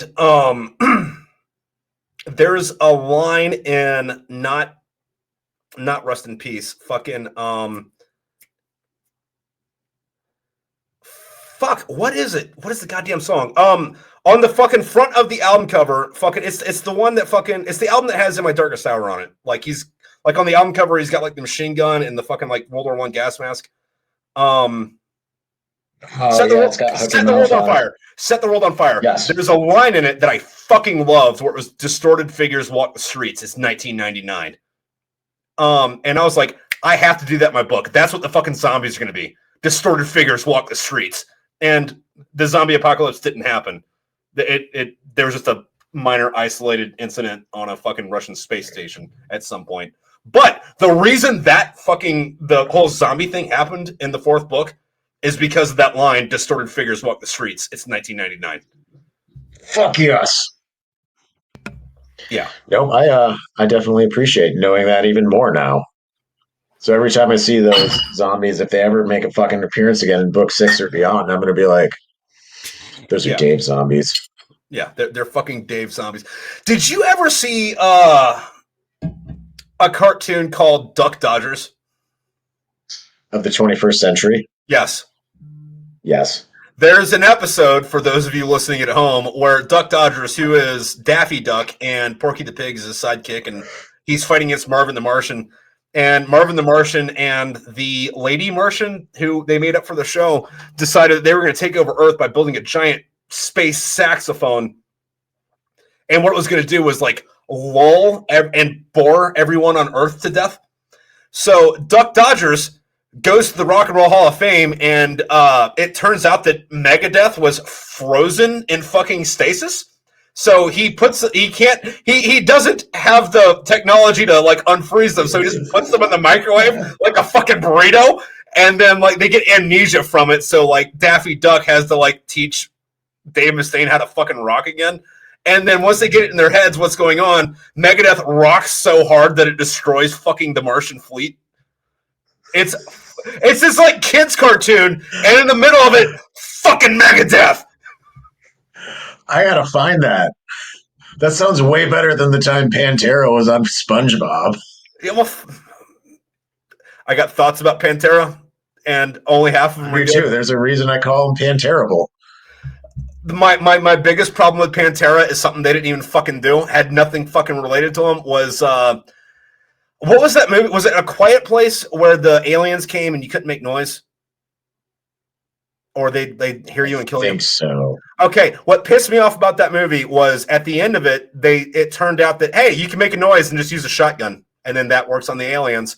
And then I thought, hey, you know, be a great sequel would be if that chick got a fucking pump action shotgun and rode around in the back of a fucking S10 while somebody blared fucking goddamn Pantera like fucking 5 minutes alone and just like capping fucking aliens. And then the sequel wasn't that. Fuck them. That's what the fucking sequel should have been. Like, pow, pow. But no, we can't have fucking anything nice. People don't know how to write good, heartwarming stories that people would actually relate to. Be like, yes, I am that person who listens to Pantera and an S10 drives around with a fucking shotgun and would murk some fucking aliens. There it is. That's what it is. Oh my god. Yeah, no. Yeah. Fuckers gonna fuck, man. Also, United Abominations. That's a fucking killer fucking album too. Yes, it is. So far, so good. So what? That one had a Hook and Mouth. I really fucking like that song. Yeah. Where he's just fucking rallying against the PMRC, which was Tipper Gore, the People's Music Resource Center, which brought us those really fun parental advisory labels. That I do have to thank the Democrats for that. Because that's how I found half my music. Al Gore's wife. It's like what's this album with the fucking cross on it with all the skull? It says Appetite for Destruction. Parental advisory. I want this. The really fun part about that was like I grew up the youngest of four, so like my oldest brother was really into Slayer and Megadeth, and that's how I got into it. So like by the time I rolled around and was listening to that, even though I was like fucking 7, listening to that stuff with my oldest brother, like my mom, who was a very nice Christian lady, was just like, okay, you're listening to Slayer and Megadeth. Have a nice day. Well, to be fair, Slayer and Megadeth are both technically Christian bands or Christian rock bands. Tom Araya is a hardcore Catholic. His dad is a priest. And fucking Dave Mustaine found Christ again 20 fucking years ago. So, sorry, pal. He also grew up Jehovah's Witness, was it? I think so. Yeah. Yeah. And the other thing about that, to wrap this around to fucking what we were talking about earlier, fucking Metallica started to suck because they got sober. And all their fucking angst was, I'm a drunk asshole, meh! And Megadeth's fucking angst was, I hate the government. Do you like guitar solos? And instead of you becoming millionaires and be like, oh, I'm not a drunk asshole anymore. I got nothing to be mad about. Dave Mustaine got the Patriot Act. And he's like, oh, the fuck, Kay. All right. I hope you like guitar solos. He was also still mad about being unceremoniously removed from Metallica. That was a lot of his fuel, even through the 90s. Yeah, it was. But it was also probably the best thing that ever fucking happened to music. Because if he didn't get kicked out, then we'd be like, hey, so the album that came out after the Black Album, that's when they started to suck, right? Yeah. Or he would have fucking like just kept that writing spirit alive because he wrote pretty much all of Kill 'Em All. He wrote a fuck ton of the stuff for Ride the Lightning and Master of Puppets. Yeah. And he asked them not to use any of it. And they did. When they kicked him out. And they did. And he said Kirk Hammett, who is an okay guitar player, played it too slow and sloppy. And he's not wrong. Like, he plays his stuff fucking tight and amazing, even through his heroin years, which, interestingly, he wasn't doing heroin in Metallica. He didn't start doing heroin until Garciamian and Chris Poland from Dunkirk, New York, introduced it to him. Because they were jazz players. That's what jazz players did. And it's funny because if you like, I'm not saying that all good music comes from being a pissed off asshole who does heroin, but do you like Nirvana? There's a fucking pattern there, man. Do you like Miles Davis? For people that like pop music, it's like, hey, what's your feelings on Amy Winehouse? Yeah, fucking, dude. Yeah, hey, do you like Guns N' Roses? You like that song, Mr. Brownstone? That's about shooting heroin into your dick, man. Yeah, what about Kickstart My Heart? That was his third out-of-body experience or something crazy like that. Yeah. Kickstart My Heart is literally about them putting the paddles on him to kickstart his heart. Yeah, after he fucking overdosed on fucking heroin. Yeah, listen, I'm not saying that you have to do heroin to write good music. I'm just, there's a pattern there. And we have it for what? How long has there been heroin? Since like the 30s? Yeah, people are making great shit. Yeah. Yeah, I'm not saying that the music fucking industry exploded because of that. I'm just saying, it's coincidence, not causation, but, you know, it's there. No, I think the correlation and the causation, yeah, definitely don't. It's not heroin anymore. I'm pretty sure it's straight fentanyl. Yeah, that shit'll kill you. Now, to be fair, if I was hanging out with Keith Richards and he offered it to me, like, I mean, I wouldn't say no to that because he's got the good shit. Not only does he have the good shit, but I mean, like, how do you say no to Keith Richards? Yeah, like, I mean, he's like what, 90 and could probably like run a mile and smoke a pack of cigarettes faster than us, and just probably look at us, call us a bitch, then fucking like boot some heroin and be like, I wasn't even on painkillers for that, and then they just be like, God damn it, man. Well, the other thing though too is like he didn't go to Vietnam because he thought Vietnam was for pussies, and then like you kind of look at him expecting to think like the whole like, oh, were you the guy that's gonna punch a drill instructor in the face? And then he like bites Jimi Hendrix in the neck and sucks his soul out. And then you're like, oh, the 27 Club isn't people that coincidentally died when they were 27. It's all Keith Richards' fucking victims. Huh. You see, that makes more sense than anything else I've ever heard. So he got Amy Winehouse, Tupac, Cobain, Jimi Hendrix. Who? Cobain. All right, so other than Kurt Cobain, we just named like some black people. So he's killing off black people for their souls to stay alive. What about Jim Morrison and fucking Amy Winehouse wasn't black, was she? She was mixed. No, she's but also British. Yeah, so that's like extra mayonnaise. Yeah, okay, good point. Well, Jimi Hendrix was also British. It wasn't? Yeah. He was in the fucking 101st Airborne Division, dude. He's from fucking like Tennessee or Alabama or some shit. Are you sure? I thought he was British. Consult the wizard, man. Fucking pulling this shit up.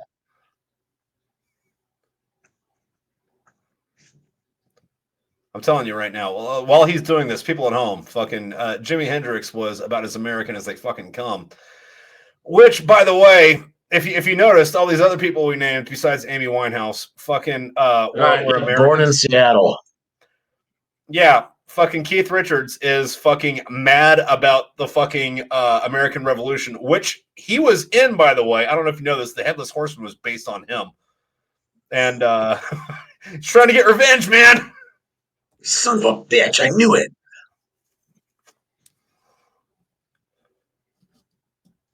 God damn it! Yeah.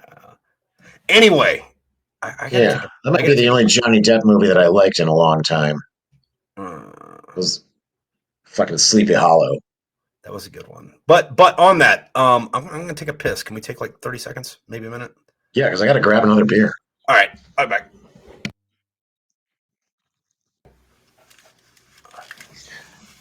Now listening to NPR. Welcome back, ladies and gentlemen. Yeah. The year is 2145. The Earth is inhabited by no one but cockroaches. Humans have killed everything, including themselves.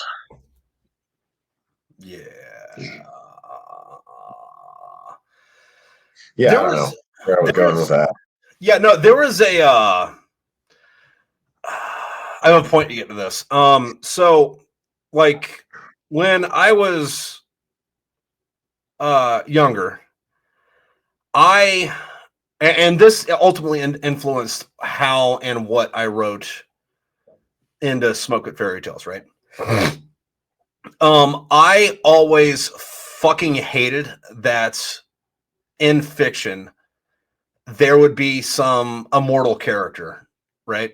That was like one of King Arthur's fucking knights or this, that, and whatever. And going back to the cockroaches, we're going to circle back around to this. But we'd get like, when we were introduced to them in the story, they'd be 500, a couple thousand years old. And what we knew of them was something that happened like 2 weeks of their lives when they were 1,000 years old, right? It's like, don't you think it might be a little more interesting to, tell me the fucking origin story for that? Or like any of the shit that happened on the in-between. And like the only other fucking story I can fucking think of that handled this properly was fucking Highlander. Fuck yeah. Shit, now I got fucking 2 stories. Remind me of fucking Highlander if I go off on a fucking tangent and forget about this. But there's an episode of the fucking Justice League. And one of the bad guys was this Nazi that figured out how to be like an immortal fucking demigod, right? And he shows up in this machine one day and he's attacking what's not New York? Metropolis. He's attacking Metropolis, right? And everyone's freaked out because he's built this gun that can destroy matter, which, matter can't be destroyed. How the fuck is he doing this? And he hits Superman with it. And it turns out, and everybody's all sad that Superman's dead, right? And it turns out it doesn't actually destroy matter. It just shoots people fucking 20,000 years into the future. And Superman shows up. He's 20,000 years in the future. And the only thing on fucking Earth are like Starship Troopers, fucking giant ass cockroaches, and that Nazi. But that Nazi is effectively fucking the dude from the Big Lebowski. And Superman's like, dude, what the fuck? And he's like, hey, man, listen, I've had nothing to read for the last 20,000 years besides fucking self-help books. I think I figured myself out, all right? And then also, since it's 20,000 years in the future, the sun's not yellow anymore, it's red, so Superman's just a dude. So Superman and the fucking Nazi are like, all right, I built a time machine I can send you back, but the only thing that can fuel it is this like one fuel rod that, the giant cockroach fucking Clendathu motherfuckers have. So we got to go fight all the cockroaches. But you got to do me a really big favor, Superman. And Superman's like, what's the favor, Mr. fucking Nazi? And he's like, I got to send you back to like 1943 and you got to kill me in Germany. And then like, I don't know. I had like a stasis machine. So you kind of just got to like go to sleep in a bunker under Berlin for like 40 years. But you got to kill me in like 1943. That's the only way I'm going to help you because I don't like this immortality shit. So Superman does it and, fucks off. But back to fucking Highlander. Okay, so, all All right, so you know how like in the military, like now, fucking like when they write fucking historical shit, fucking it's what the officer did and then his men, and nobody gives a fuck about his men. And then like you can get names if you go back like less than 100 years, but like if you go back to like I don't know 1900 and back, it's Captain whoever and his bozos. Okay, so Blackbeard, right, the fucking pirate, who. I'm not saying spoiler alert. I'm just saying I like fucking a thing I did. Depending on what fucking source you find, his name was either Edward Teach or Edward Thatch. Yes. I'm going to remind you that I told you this character's name in the second fucking book. Anyway, fucking Blackbeard, right, goes on this fucking like terror rampage throughout the fucking goddamn Caribbean, right? He totally didn't like kill the president and need something to do afterwards. Anyway, fucking Blackbeard goes on this fucking terror campaign, right? And he is not documented as actually fucking inflicting physical harm on a soul at the fuck all until the day that he died. Like, so like his like MO was like, I think he was like 6'2" or 6'3" back when the average height was like, I don't know, 5'4".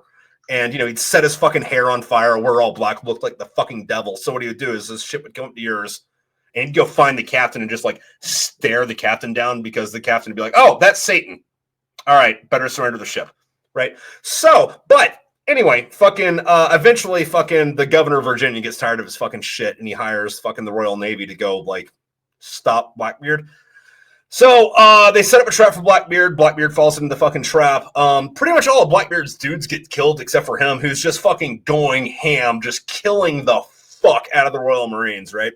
And again, depending on sources, he either got stabbed either 50 or about 200 times, low level at least 50 times, and then shot at least 6 or 20 times, depending on the source. And this is back when a 50 cal was a bitch round, right? And he was just going around fucking murking motherfuckers until this dude comes up from behind and cuts his fucking head off.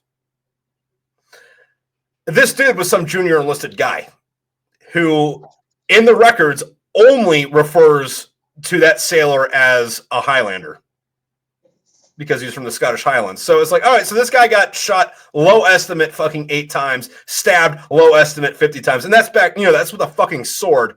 And was murking motherfuckers until a Highlander showed up and cut off his head. I got questions. I got some questions too. Not just because of the way you presented it, but that's these are what you call historical inaccuracies. So what one, was he a Highlander? 2, why did you make him sound like he was the predecessor to Rasputin before he got his head cut off? Don't blame me, man. Blame the fucking what the historians wrote about him. I mean, he did have that big beard too, and he was fucking built like that. So was he Rasputin too? I don't know. Weird to think about. They sent him to Davy Jones' locker. He fucking grabbed his head back underwater and fucking reattached it and fucking swam to Russia. He's like, nobody will expect this. I'm messing with the Tsar. So there's 2 fucking funny things with that. Like one of them is on Ocracoke, which is in fucking North Carolina. It's one of those like weird islands that kind of sticks off the fucking side. There's this legend that fucking there's some headless ghost running around going, "Where's my fucking head?" You know, by the fucking wreck of the Queen Anne's Revenge, which is this fucking ship. Not the Queen Anne's Revenge because he dunked that beforehand. The Revenge, because he had the Queen Anne's Revenge and the Revenge. He was very creative with his naming. But also fucking, like, you know, the fucking, I think it's Yale with the Skull and Bones fucking society. The myth around that is that the skull from that is Blackbeard's skull. Whoa. Yeah, I don't know how much fucking credence that holds, but like that's the legend around it. Yeah, so the Ocracoke Forest and like that area is like not far away from Cherry Point, which is just an hour north of Lejeune. Yeah. So like that area is heavily influenced by like fucking pirate culture. Yeah, because everyone thinks that pirates were in the Caribbean, but like, you know, no, pirates were in like Florida to like Virginia. That's where most of what you think of pirating happened. Oh yeah, like the Outer Banks are like, oh look, a natural fucking bay and barrier that's fucking protecting us from like the big waves of the Atlantic. Cool, we'll pull in here. Like, yeah, they were in there. Yeah. And what they don't tell you is like the Outer Banks isn't just like that fucking like southern part of Virginia, northern part of North Carolina, like chain. Like it goes all the way fucking past Lejeune and all that shit. Like Topsail Island is a fucking beautiful Outer Bank part of that chain, and it's right fucking there. And it is fucking amazing. And no one used to go there. Now it's fucking built up and people go there. But it was great. And it was right like past where the ranges were. And I Yeah. actually used to live down there when I moved off base. I was like, this is great. Live 5 minutes from the beach. Yeah, no, like I went to high school in Virginia Beach, so like, yeah, no, I'm acutely aware with that fucking shit. But also, Okay. when you do start reading book 6, I want you to remember that I named him Edward Thatch in the second fucking book. All right, just keep that in your Don't fucking worry, head. I will. I knew the whole time. Well, you did say you fucking like wrote down like how you wanted the story to go, like when you like first started writing Smoke Pit Fairy Tales 1. Yeah, Like you said, you like I charted out all 12 books and like how I wanted the entire thing to go. Like you had it planned. yeah. Well, I mean, the other thing though too is like that series does take you through a lot of twists and turns. Like even just like where you're at in the 5th book, because like halfway through the first book, if could you have predicted what happened halfway through the first book at the beginning of the first book? No. Could you have The only predicted what thing I had to happened? go off of was that it was based off of the Epic of Gilgamesh. So I Yeah, knew that that was going to be involved some way. yeah, But like and then it like twists and turns off of it.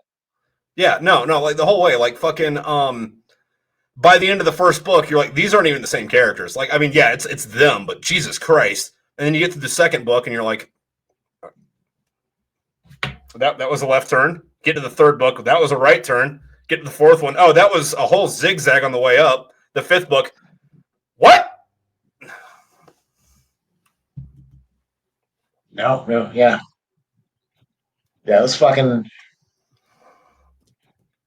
2 and 3 were like, what the hell? Especially at the end of 3, where it's not so much of a spoiler alert because everyone knows it's fucking spoiler alert now. The fucking nuclear weapon, and yeah, bounty hunter comes for Hank and Penelope, and they get their hands on a nuke. Yeah. And there's two things with that. The first one is like it's impossible to fuck like it. Like the way I wrote these books has made it a massive pain in the ass to fucking market them because like I can't tell you what the next book's going to be about without ruining something that happens 4 books beforehand. You know what I mean? Yep. But also at the end of 3, was the last word bang or was it click? I think it was Click. Okay. That's all. No, don't worry. I kind of have it figured out based off like your Instagram and what I've like seen, and I'm just like, I think I know kind of what's gonna happen, but also I don't because this is taking me through some fucking things where I'm like, I can't predict it. I'm like, this is great. I love it. Yeah, no. The what I will say, using allegory. No spoilers here, but it's like, all right, so we're gonna drive from Camp Lejeune to Pendleton. So we're gonna get on 95. We're gonna go south, and then we're gonna get on the 5, and that's gonna take us straight there, right? Okay, all right. No, you're taking back roads the whole fucking time, motherfucker. You're gonna get there, but you ain't touching the fucking interstate.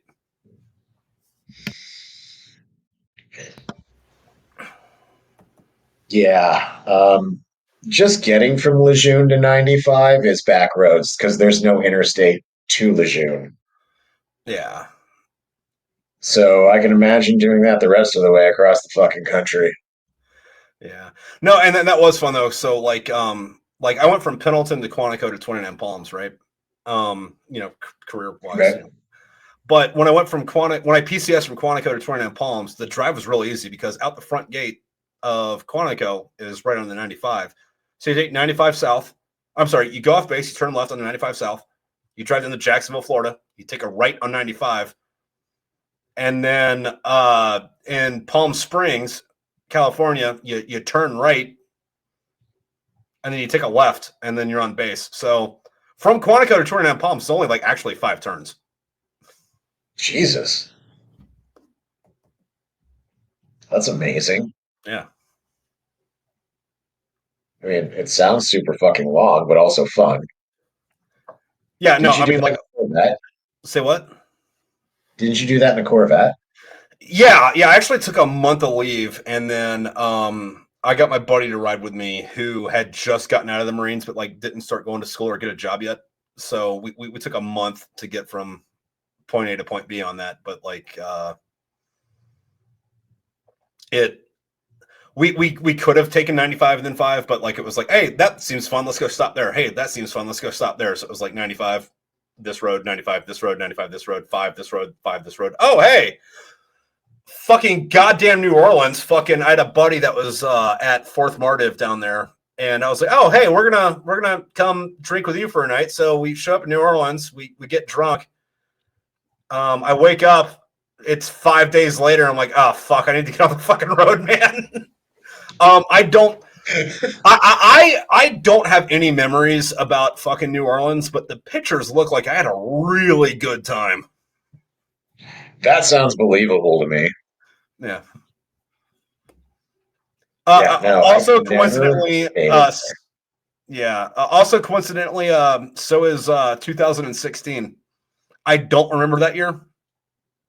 I was in 29 I don't Palms, and I remember. was drinking a fucking lot. And the pictures look like I had a good time that year, though. I don't remember the month of October in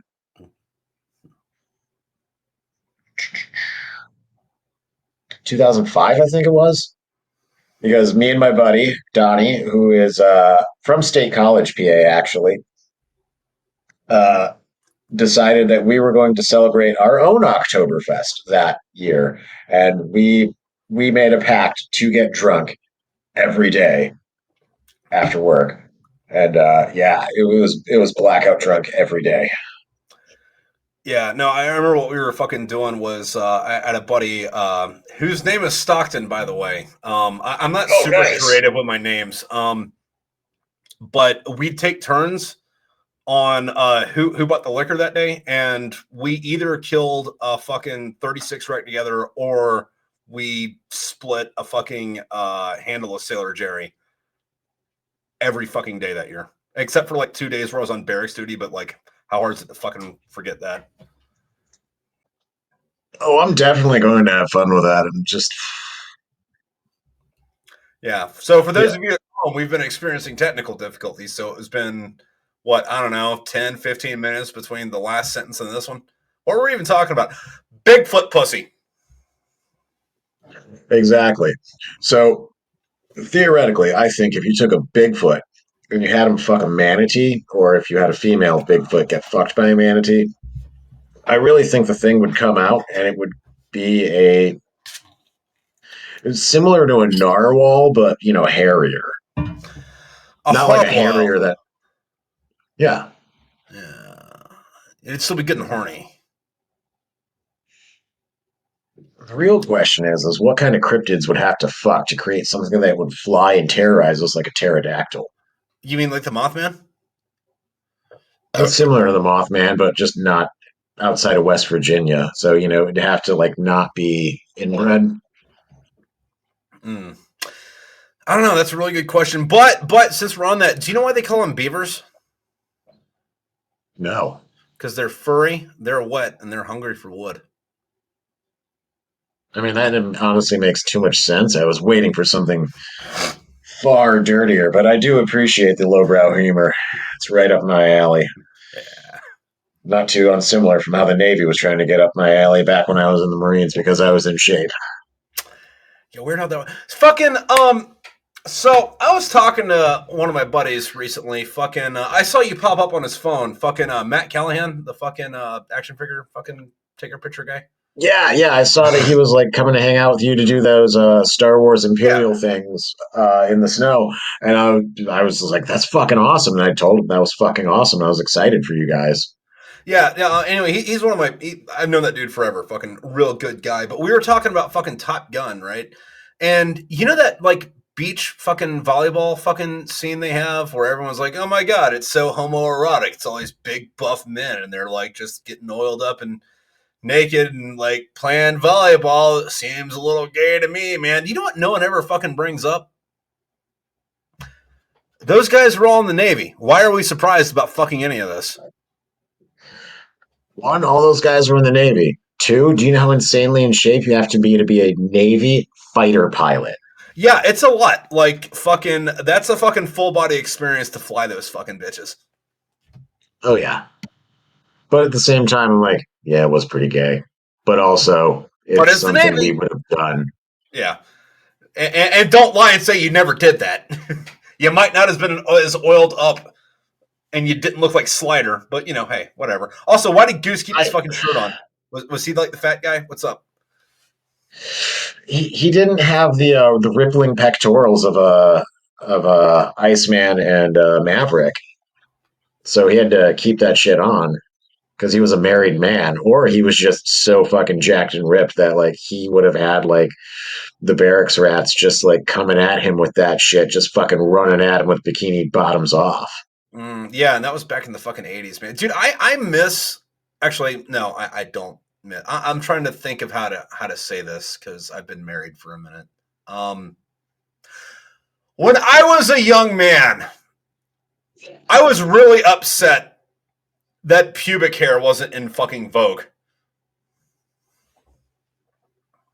Because like I grew up watching fucking like 80s fucking VHS porno because like I grew up Yeah. before the fucking internet existed.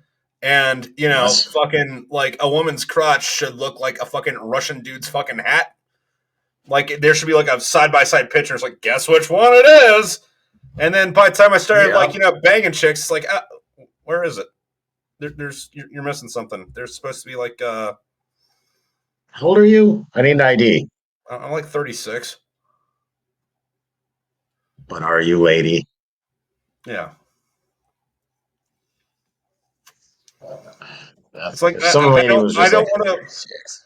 I don't want to pretend like I'm fucking banging a fucking 12-year-old, man. Fucking grow that shit out, man. Let me floss with that shit while I'm down there. Oh shit! So you know the comedian Russell Peters? No, but go on. So he has a joke I saw recently about this, and it was so in like the 70s and 80s, big full bush. The 90s, landing strip. The 2000s, bald. 2003, chicks have dicks. Oh, see, there was another one that was very similar to that, but it was also like it also documented like male fucking facial hair. It was like clean shaven, mustache, goatee, full beard. So the same amount of hair is down there if you're doing the thing right. It's just on the other person now. Fuck, that's brilliant. Yeah. Yeah. Though it is kind of funny though, like if you look at it, what is it? So like culture to culture, like we all acknowledge what like heroicism, beauty standards, and like gender roles are, right? Like we might not all think that the same thing's fucking heroic. Like fucking like I know like when we were growing up, like men don't cry, right? But like if you like look Yeah. at fucking like say like Asian fucking like literature or whatever, like the most heroic thing a samurai could do is like cry over his dead men. That was like the fucking pinnacle of being a man, right? So just like different Yes. culture, different fucking shit, right?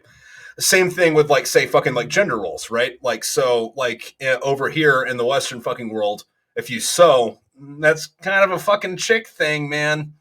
But in other fucking places, like no, sewing is a man's job because he's got to fucking put the fucking flag together and sew on his fucking battle patches. That's a man's job, right? But also when you cut up fucking beauty standards, that is also a kind of a fun thing if you break it down to its fucking bare core, where it's like, oh, hey, in certain places of Africa, you're not hot unless you look like a fucking lollipop with the fucking candy part in the middle, like little legs, little head, big fucking belly, or you got the fucking like big dish in your lips. But then, like, when you break it down, it's like, oh, well, what's hot in America? You shave off all your hair and you paint your face. Yeah. And also inject a bunch of stuff in it, too. Yeah, well, when you put it like that, all right.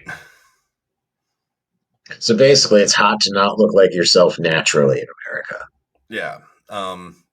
Which, sure, fine. I guess. I mean, personally, I think the hottest a woman could look is like with a hot load of my cum on her face. But, you know, the mascara is fucking fine.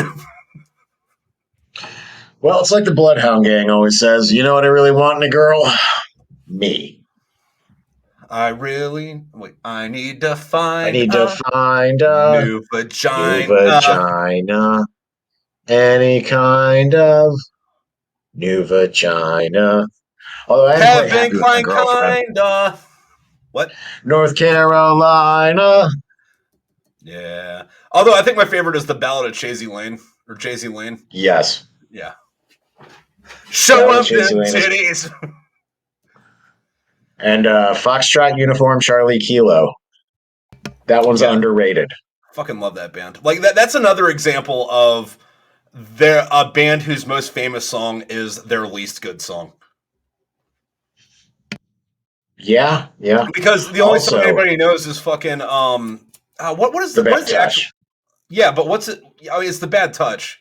It's the Bad Touch. Yeah, but like everybody knows it as the Discovery Channel song. Yes. Yeah. But a criminally underrated song that you should know now is they wrote the new Pennsylvania national anthem. Yeah. Yeah, considering where you live, you should play that one and like salute the Pennsylvania flag and be like, "Don't tax me, bitches." Yeah, no, because they're from Philadelphia, aren't they? Somewhere in that area, yeah. Yeah, I mean not Philadelphia proper, but like King of Prussia or Allentown or some shit. Yeah, somewhere close enough. Like I consider myself Buffalo because it's easier to just say I live near Buffalo than to be like I live. Follow the lake here, like an hour on the streets. It's not close to Buffalo, whatever. Yeah, no, like where I'm at in Pennsylvania, fucking if people aren't from here, I just tell them I'm from fucking Pittsburgh, even though I'm closer to Washington, D.C. than I am to Pittsburgh. But if I say, oh yeah, I'm around Washington, D.C., they're like, oh, so you're in Maryland? No, I'm in Pennsylvania. We're at Pittsburgh. I'm in fucking Pittsburgh. How far is Pittsburgh away? About 3 hours. That's not in Pittsburgh. Do you know anything between Pittsburgh and Philadelphia? No. Okay. Yeah, I'm around DC. Fuck you. You live in Amish country. No, Amish country is a lot further fucking east. Like I'm about 2 hours away from fucking Amish country. I'm south of State College for the 5 people listening that know where that's at. I'm one of them.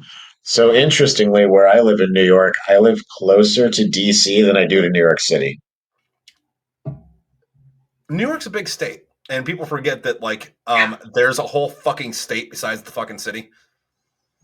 Yep. I also live closer to Indianapolis than I do to New York City. It really? Yeah. West of Buffalo. Yeah, no, that makes sense. That makes sense. Maybe not on the road, but definitely as the crow flies. No, it's by road hours too. Really? My company's warehouse is in Indianapolis, so I drive there quite often. Huh. And it's about 7 hours to Indy, and it's about 7.5 to 8 to New York City. Really? Huh. So like that like far side, like by the line where like that little jut up of Pennsylvania is, like where Erie, Pennsylvania is. Uh-huh. Yeah, I live really close to that. So I'm 1 hour from Buffalo, 2 hours from Cleveland. Yeah, but like the thing about Cleveland though is like you get that little hook in the fucking intersection where you just kind of like hop, skip, and jump across. Mm-hmm. But if you're to stay on 90, so 90 there, Buffalo to Cleveland, hour from Buffalo, 2 hours from Cleveland. That's where I am. But it's like barely inside New York.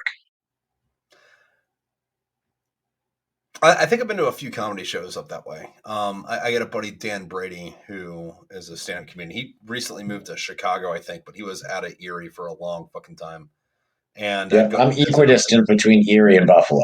Yeah, and there was a few times where he hopped the border up there, and it was like, all right, I got to leave my gun at your apartment, man, because I don't trust getting pulled over in New York.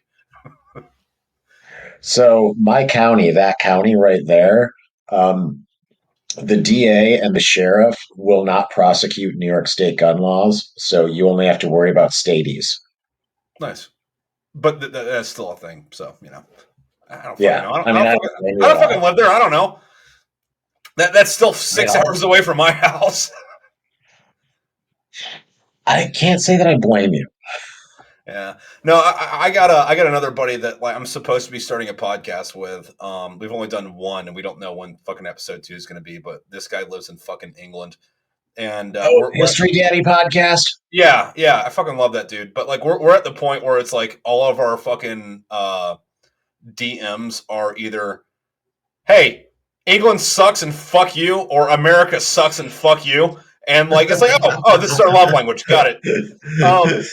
But dude, it was so weird fucking talking to him about fucking like driving and shit because he was talking about going on vacation to this fucking place and like I got curious and Google Mapped it and I was like, dude, that's half an hour away. That's not a fucking vacation. Like, no, half an hour away is a vacation. I'm like, bro, your whole fucking country fits in my state. No, I don't care. No, fucking half an hour away is not a fucking vacation. It takes me half an hour to get to the fucking grocery store from my fucking house. Fuck you, man. Yeah, no, I totally agree with that. It's like that's fucking driving to the airport for me, or like doing something else where it's just like that's totally normal. Yeah.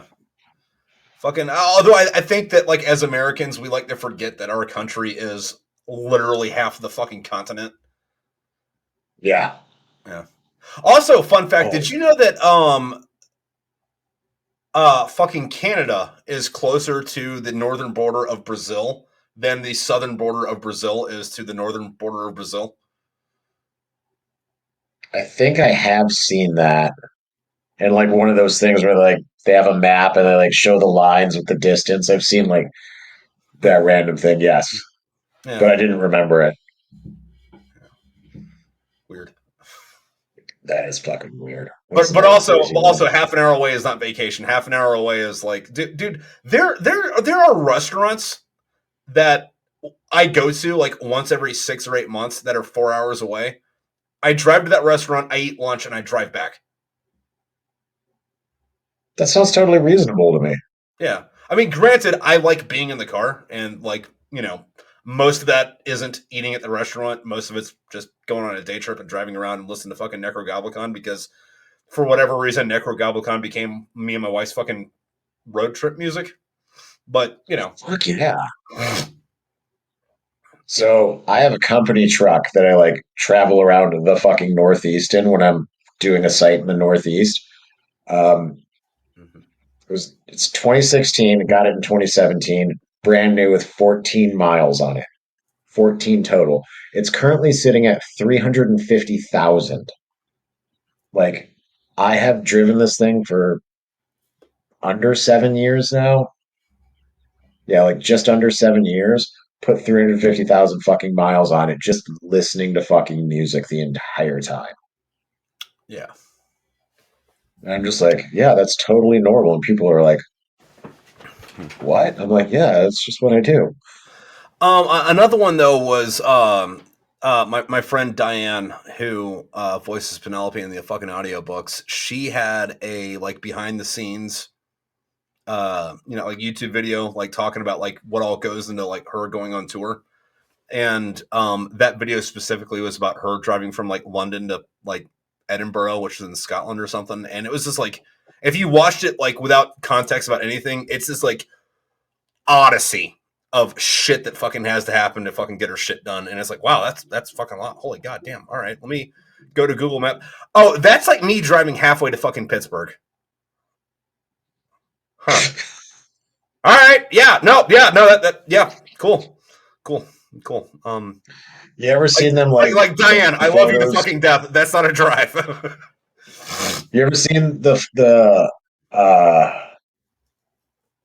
maps where they do where they like overlay like Europe over like America and like it barely gets out of New England. dude. where No, it's just like, what the fuck? there's this fucking thing with that. So if there's this website, I think it's called The True Size Of, and all it does is like you can pick a country and like move it around the world, and it adjusts for the fucking like curvature of the earth. If you put Seattle in Dublin, Miami is in Oman. Jesus. Yeah. Yeah, we got a really big fucking country. Oh yeah. You throw Alaska in the mix? It might be Saudi Arabia. It might not only be Oman.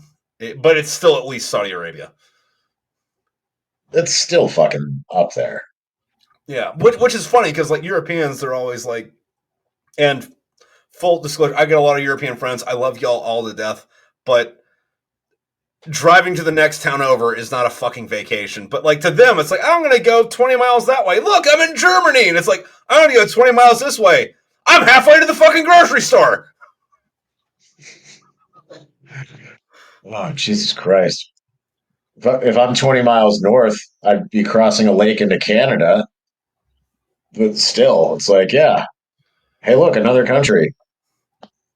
Yeah. But yeah, 20 miles south, like, I'm still in my county. Yeah.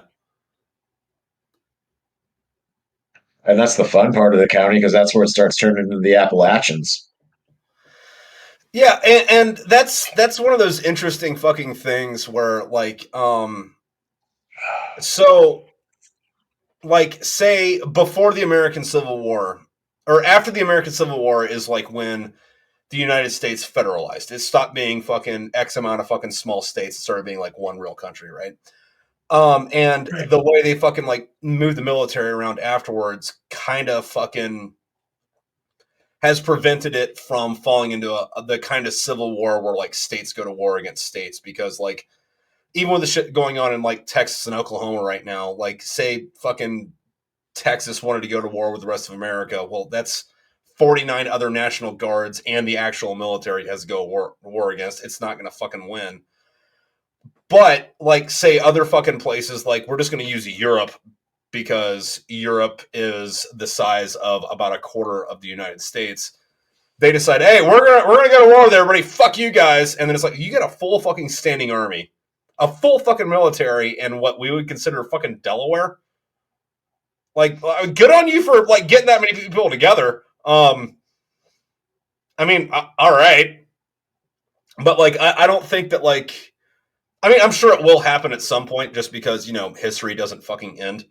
And everything eventually fucking falls apart. But like, I don't see anytime soon where if there's another fucking American Civil War, it's state versus state. Like that's not going to happen in the fucking foreseeable future.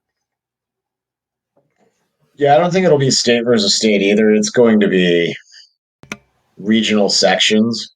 Yeah. If that. Yeah, I mean, because like we could get mad about what's going on and go like get a gun and decide we're going to take down the fucking local government about it. Or I could watch TikTok. I really like watching TikTok. So I don't know if I'm going to go to war about this. Do. You're not the only one that likes TikTok. Yeah. So instead of going out and like, you know, shooting police, I think that I'm going to just talk about it on TikTok and hope someone else does it. That seems like a good plan. Yeah. So you think they got us full on force feeding us the human equivalent of foie gras and bread and circuses, and we are just pacified and not going to do shit? No, I think it's worse than that. We don't realize that we're the fucking hamsters on the wheel. Yeah, we are. And we acknowledge that we're the hamsters on the wheel, but like we don't know that we're the hamsters on the wheel. Very similar to like we all know that we're gonna die, but like if you say that to somebody in your head, you're like, yeah, but am I? Kind of like the same way every American gets mad that you know, whenever taxes go up, or not when they go down, but when they go up, because everyone's a misplaced millionaire here. Yeah, and what are you going to do about it? You're going to say something on Facebook about it. Exactly. That will fucking teach them. They will fucking read that and they'll be like, wow, we shouldn't have raised taxes. They know now. Now I'm going to go back to bitching about my local sports team. Yeah. Fucking here's Goatsy. Hold on, let me go find a quote that accurately sums up how I feel real quick. Nope, not this one. Not this one. Albert Camus. Yeah, that'll work. Yeah. No, but the other thing though, if you look at it historically, absolutely every single Civil War, Revolution, fucking major fucking oh god, I don't know what the fucking third one is. Like fucking what's the word for civil disturbance, but like it's fucking armed and it gets really fucking violent, but it's not quite a civil war. Like, you know what I'm talking about. Every single one of them, the common denominator is mass unemployment of military aged men. Like, you have to have that for any of that shit. And we've got just enough of that to not let that happen because, like, yeah, the government sucks. I might want to fucking overthrow them. I kind of like my job. I mean, I don't like my job, but I kind of like eating and having a house or an apartment or a roof over my head. So I don't know about this whole fucking, violent over fucking throw thing. So I don't think that's going to happen until the economy gets bad enough to where it's like, all right, so we got a bunch of fucking 22-year-olds that are unemployed and are about to do something about it. Like, that is a hard prerequisite for internal armed conflict.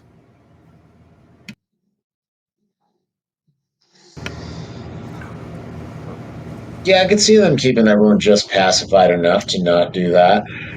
But at the same time, how many 22-year-olds that are not in the military are you looking at going, yeah, I'd be worried about them coming to my front door with a fucking AR? I don't know about like one individual, but like I got a lot of redneck friends, and 15 of them, yeah, I would be worried about 15 of those dudes. Which goes back 15, yeah.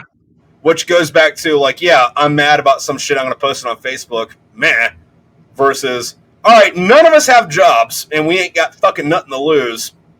Why the fuck not?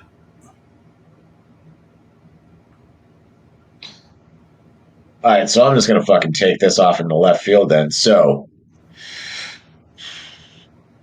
those people that did January 6th, does that mean the unguided fucking tour? The unguided tour, the hilarious fucking the ones that the guys at the guards let them in and like told them, hey, this is this thing, this is where we do this. Hey, don't touch that. Okay, yeah, all right, neat. This is where this thing is. Yeah, those guys. Yeah, those guys. So I'd say like half of them were like retired people. The other half were like 20s, 30s. But like those were the ones that were dressed up all fucking fun. And then the other half was the retired people who were just like, fuck you about whatever. So what does that make that then? To borrow a word from my English friends, those guys were all titwanks. Yeah, okay. Like fucking the Buffalo fucking dude who got kicked out of the Navy because he was too vegan. By the way, Google that. That's a fucking rabbit hole for you. Got kicked out of the Navy because like, yeah. He was like, no, I can't eat meat. I can't be in the Navy anymore. Yeah, that guy. Yeah, plays a big game. Fucking yeah, those guys were mad. Sure, got it. They were protesting what they were fucking protesting. They got their fucking unguided fucking, well, unauthorized tour. A lot of it was guided. If they showed up on my lawn, though, I have one AR because like I was in the military. I know the fucking like operating system platform. Yeah, the rest of my shit's 30-06, and I know how to use it. Show up. We have castle laws here. Show up, please. not 30-06, but mine's 300 Wing Mag and 22. Mm-hmm. So, I got the long range, I got the short range, and I got the mid range. Also on that, I have a 1917 fucking Lee Enfield, right? Fucking shoots British Oh my 303. fucking God. Anyway, there's something half wrong with this gun. Like the headspace and timing is off, I think. I don't know how that works on a bolt action, but it tumbles the round, right? However, it's still accurate as far as I know, at least up to fucking 300 yards. Or I can keyhole it, but the round's going sideways. So, I don't know if you know how big a fucking 303 is, but it's about the same size as the 30-06, but it goes in sideways, and I know how to use the bitch. And it's not even like badass, I want to kill somebody. It's like I just kind of want to know what that does. Yeah. So my buddy that lives down that way, he lives in Dubois now. He actually did online gunsmithing school, so he's a legit gunsmith now. And Nice. yeah, I'm actually supposed to go down there as soon as like the weather clears up and out, and he goes to a place that has 1,000-yard range. Oh, And I'm bringing the nice. 300 Win Mag, and we're just gonna have a day. Fucking this is a year or two ago now, and my wife is in a profession. She's a drug and alcohol counselor. Works at a halfway house. Okay. And she fucking ended up with a fucking stalker because that happens. My wife's hot. She's got she hangs out with fucking convicts all day or whatever. And she's like giving me the brief on it. Hey, this is the picture of this guy. If he comes around, call the cops, blah, blah, whatever. I'm like, call the cops. I'm like, you're so cute. You're so cute. Pennsylvania's a stand your ground state, right? Yeah, no, it was very like, oh God, please come straight to the fucking house. Don't go to our work. Please come here. Because, like, hey, I got intent. I also got the law on my side. I can shoot you through the door in my state. I'm not going to. I'm going to open the door and you're going to see it first. Show up, please. Please, man. Yeah. Yeah, I approve of all of those things. I actually want to move across the border back into Pennsylvania. Both my mom and dad are from Pennsylvania. I'm like, why'd you move into here? God damn it! Like, yeah, no, and then like to go just back all to that, sorts like, of easy dumb things. yeah, but like my wife was like freaking the fuck out about it. And she's like, no, call the cops. Don't let him in. I'm like, I'm not gonna let him in. Come on now, but don't do anything. Don't do anything. I'm like, yeah, okay, all right. Like, no, seriously, like fucking. Oh, I'm like, what's gonna happen, man? Like my Porsche needs painted.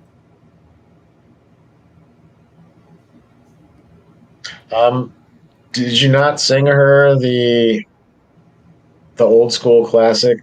Blood makes the grass grow. Marines make the blood flow. Kill, kill, kill. Yeah. I mean, it sounds more beautiful when like 30 people or more are saying it all at once. Yeah. Just my personal opinion. Yeah. Well, I mean, fucking, what is it? Hold on. Where were we at? 70. Yeah, my ninth book is called Blood Makes the Grass Grow. So, yeah, no, I'm there with you. Although, the working title for it was Find, Fix, Flank, Fuck. Ooh. Well, because, like, fucking, the fucking thing is you find them, you fix them, you flank them, and you fuck them. But then I was thinking, fucking Amazon might not want to, like that. So might want to change the title just for a little bit, but also Blood Makes the Grass Grow fucking works, and if you get it, you fucking get it, and if you don't get it, that's still fucking hard. Exactly. Yeah. No, me and my one coworker today he used to be 82nd Airborne, so we were singing fucking stand up, shuffle up, and jump to the door fucking songs today. Hook up the or jump out the hatch and scream Marine Corps. Yeah, except I was screaming Marine Corps and he was screaming Airborne, and I'm like, fuck you. Even though fucking the Marine Corps is a fucking aquatic thing, not airborne. But yeah, sure, we'll fucking sing about jumping out of fucking planes, even though it should be something along the lines of fucking Higgins boats or maybe CH-46s. Well, CH-4 Ospreys, because CH-46s aren't a thing anymore. Yeah. I mean, we did used to have them set up with whatever the fuck you call those the cables, so they could do static line out of it, but now they just do Halo out of it. Yeah, dude, fucking, so, in the moment, this was one of my worst fucking moments in the Marine Corps, but in hindsight, it was fucking hilarious. So, you know the hellhole? For people at home, there's a, what is it, 3 foot by 3 foot? 4 foot by 4 foot? I think it's 3 foot by 3 foot. I think it's a 2.5 by 3. Yeah, Because it's there's this two of them. There's a forward and aft. There's two of them on the Osprey. So there's a hole in the bottom of the fucking bird that you drop a rope down and you slide down the rope through, right? Anyway, we're doing fast roping shit, and I went down, and my rifle that was slung to me got caught on either side of the fucking hole. And what the operating procedure for that is, you hold onto the rope, and someone else, figures out a way to make you go through down. How that worked was I got stuck in the hole. I'm holding onto the rope, and there's a fucking corporal just kicking me in the fucking head because apparently that's going to make me go down fucking faster somehow. And it was like a good 5 or 6 stomps, like, God fucking damn it, bitch! Before someone else went to me like 3 inches and turned my rifle to the fucking side.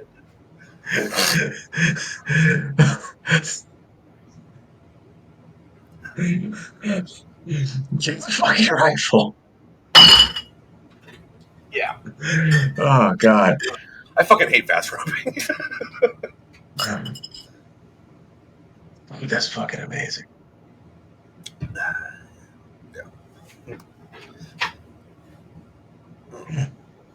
You all right? Yep. Okay, cool. Yeah. Yeah, no, my favorite one though was how did it go? It was I go to the playground where all the kiddies play. I pull out my 240 and I start to spraying left, right, kill, left, right. You know I will. I go to the church where all the nuns pray. I bust out a window and I throw in a grenade. And then I go to the market where all the ladies shop. I pull out my machete and I start to chopping left, right, kill. And then I go to the graveyard where all the gents sleep. I pull out my e-tool and I start to eat. Yes. Like fucking. There was another one.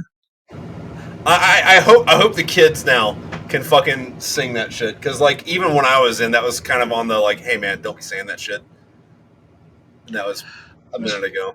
Fuck, which one was it? It was there's one similar to that. It was fuck, I forget the beginning of it, but it was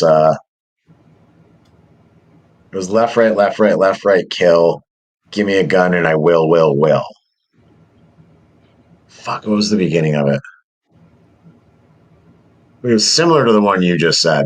There was another one like that. God damn it. Yeah, I'm gonna remember this in like tomorrow or something fucking stupid. And be like, son of a bitch, I should have said that. The other one, and this is kind of a two-parter, which might segue into something else, but fuck it. Precursor, I fucking love my dad. All right, I'm not saying anything bad about my dad. Just noting a few things. All right, love him to death. Fucking, he's one of the reasons that I am me. But he was also in the Air Force in the fucking early '80s. So, but fucking it was after boot camp or fucking, I don't know, it's something or some point, but we were talking about like running cadences, and he was talking about how one of the big cadences the Air Force used in the fucking '80s was like, we're not the Navy, the blah blah whatever Navy, we're not the Air Force, the blah blah, or we're not the Army, the blah blah Air Force, we're not the Marine Corps, the blood and guts Marine Corps. And I'm kind of looking at him like, why would you join the military if you're not going to be the blood and guts part? It's kind of weird, but all right. But we were watching this movie. I think it was. You ever see a movie called My Dog Skip? Yeah. Where it had Frankie Muniz, and it was about him being a kid and his dog, and like the big conflict in the movie was, I mean, obviously kid and his dog, but like his brother, like just went to fucking Europe because the movie takes place in like 1944, right? And we're watching this movie, and I was pissed off about a lot of shit. If I remember right, I just got back from Afghanistan, and my dad was like, you know, if I was around back then, you know what I'd do? I'm like, what was that, Dad? And he's like, I'd have found a way to get out of the draft because all the dudes were in Europe or in the Pacific fighting that war, and I'd be the only guy around, and those chicks got to fuck somebody, right? And without a beat, I look at him and go, yeah, I still want to join the Marine Corps, but, you know, I'm not a bitch. And then my dad didn't talk to me for a couple of weeks.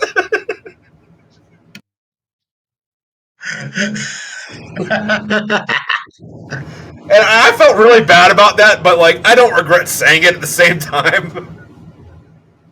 Ah, fuck.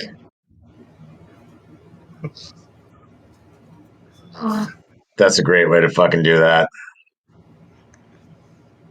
But also, speaking of my dad, so he was he was in the Air Force. He was the guy that like loaded fucking weapons onto fucking aircraft, right? I don't know Right. what that's fucking actually called, but Aviation ordnance. something like that. But Yeah. he was stationed at Mountain Home, fucking Idaho.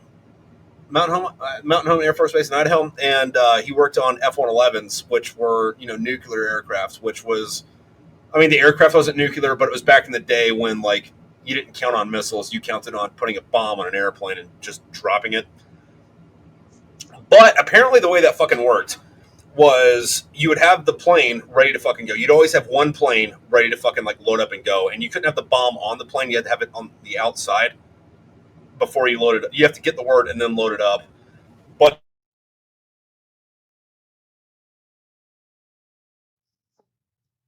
you have to like press in the right code to arm it, right? And he was on shift, and what they would do is like they have like a fire watch where it was like, hey, your job is to stand here for fucking 12 hours and make sure no one steals this fucking nuclear bomb, right? And my dad was telling me, it's like, yeah, so this command module, you know, it's got like a million fucking buttons on it, and it's got like a 46-digit fucking arming code, so like you're never gonna get it. But all the buttons made a fucking, they all lit up and they made a cool noise when you pressed them. So the way I spend my time is do do do do do do red light, do do do do do do red light, do do do do do do that light's green. He said it took about 30 seconds between, oh fuck, that light's green, and his face just getting punched into the fucking concrete. And he spent 3 days in a fucking basement getting his fucking ass kicked. Where did you get the codes? I was born on Firewatch! Holy fuck! That is amazing.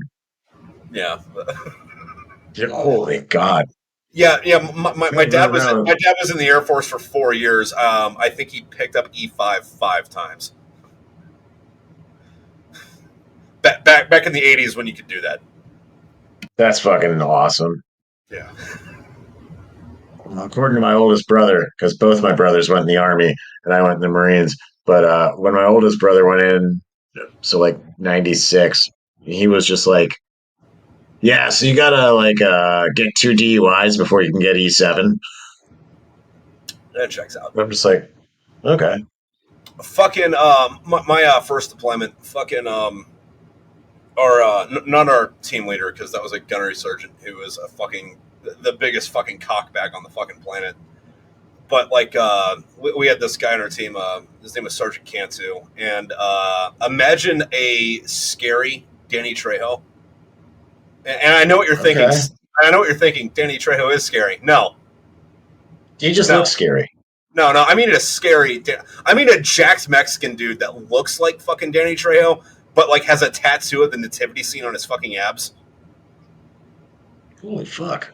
Anyway, fucking like we're attachments to this fucking battalion, right? And right before fucking the deployment, he gets a fucking DUI. And our command's like, oh, well, we're going to fucking fry your ass, but we also need you to deploy. So we're going to fry your ass when you get back. So have fun with that fucking deployment, bitch, because you're going to be a fucking corporal when the minute you get back, because fuck you. Anyway, we go to fucking Afghanistan, and he does scary Danny Trejo stuff as a combat camera guy. It gets in really good with the fucking battalion we're attached to, and our parent command was fucking irate because while he was deployed, fucking like we're like 5 months into this fucking deployment, and the company commander over there gives him a 6105 for his DUI, so that when he gets back, fucking they can't double jeopardy him because they were planning on court martialing because they hated him because he was scary Danny Trejo. It was like, no, sorry, I already got hit for this.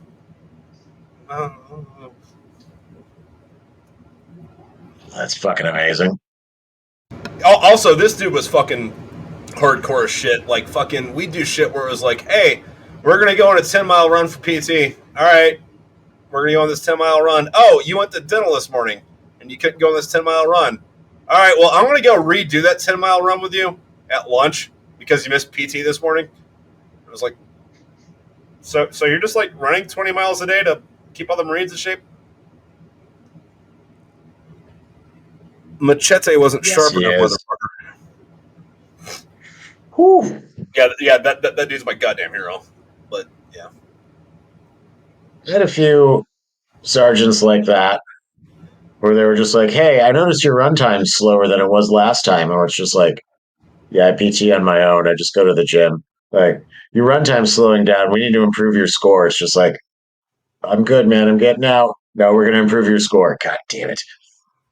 Yeah, and they do shit where it's like, all right, so I'm gonna like run you through like the hardest PT you've ever been through in your life, and then after you're dead, I'm gonna go work out because what sucked for you is like kind of a warm up, I guess. I don't know. I had one sergeant who annoyed me while I was in, and then I learned to appreciate him after I got out. But his original first enlistment was in the Gulf War. He was infantry, and his MOS didn't exist when he came back in when I was in. And like it was like pre-Javelins fucking something like that. So like whatever assaultmen were back before there was assaultmen? Pretty much. Like even though there's not assaultmen anymore? Yeah. Something like that. But like his MOS like went the fuck away somewhere between the Gulf War and when I was in. And so he came in and like he was like from Mexico. He was a very nice guy. He had a mustache, so we just called him Sergeant Mustachio. But I worked night crew, he worked day crew, and he'd be like, we need to go run you because your run time is getting bad. And I'm just like, damn it. I'm like, all right, fine. Well, this is when I'm available because that's when I wake up. During the middle of summer in North Carolina, I wake up around noon, so I'd get there like at 1, and so he'd take me for a run at 1. Our staff sergeant found out about it. He's just like, you can't be running the corporal, me, during lunchtime on a Black Flag Day here, and I was just like, I was all for it. Like I told him the time was okay. Like we're do you want this Marine to die in combat or not? Because if I take him on a run, he might not die in combat. But if I don't take him on this run, he will die in combat. Do you want this Marine's blood on your goddamn hands, Staff Sergeant? We were both just like, well, what the fuck do you want us to do? Like, when's he supposed to run me? Fucking okay. So, my first deployment, our not squad leader because we were in a cat platoon. Section leader, fucking, we'd make fun of him because like he joined the Marine Corps in the 90s. Fucking, he was a machine gunner but learned on an M60. I think he did like 2 or 3 MEUs, and his 4th deployment was invading Iraq. Like his fucking profile picture on fucking Facebook is still him as a Lance Corporal on his 3rd deployment, sitting on Saddam Hussein's fucking throne. But anyway, at the time he was in 1-7. Fuck yeah. Yeah, and 1st Battalion, 7th Marines. Let me back this up a little bit. Most, for people at home, most naming conventions for military units are like Alpha Company, Bravo Company, Charlie Company, Echo, Fox, whatever, right? But 1st Battalion, 7th Marines, fucking because of the shit they did in World War II, instead of Alpha, Bravo, and Charlie, they're Animal, Baker, and Suicide, right? So they get back from Iraq. They go to a fucking like field op or something. Fucking one of the dudes can't take it. Puts a fucking gun in his mouth. Fucking blows his fucking head off. Right? Tragic fucking story. Anyway, his parents want to know what the fuck's up, so they call the fucking his command to be like, "Hey, what's going on with our kid that kills himself?" Fucking company clerk picks up the phone. Suicide company. How may I help you? I'm sorry. What the fuck? Is this some kind of a sick joke? No. Who is this? Oh, we're Lance Corporal Schmuckatelli's fucking parents. Oh, fuck. Give me. I'm sorry about that. Give me a second. I'll patch you into the fucking commanding officer. Commanding officer picks up the phone. Suicide company, Captain Smith. How may I help you, sir, ma'am? Oh my god. That's fucking amazing. I mean, it's sad because the guy committed suicide, but oh my god. Yeah. Jesus Christ. But yeah, that was one of my dude's junior Marines. So it was like he would tell us that story, and we're like, that didn't happen. I'm like, no, that happened. I'm like, I don't think that happened. No, it happened. Okay, man. Not only did it happen, you can ask anyone else here. Yeah. Well, I mean, that was the thing too, because he was telling us that story as a sergeant in 2008. And it's like, dude, you've been in the Marine Corps for 12 years. Like, we were in middle school when we were in elementary school when that supposed story happened. Are you sure that happened, Sergeant? Like, was that like when Lee was marching on Gettysburg, or when Sherman was marching towards Atlanta? Fuck you guys.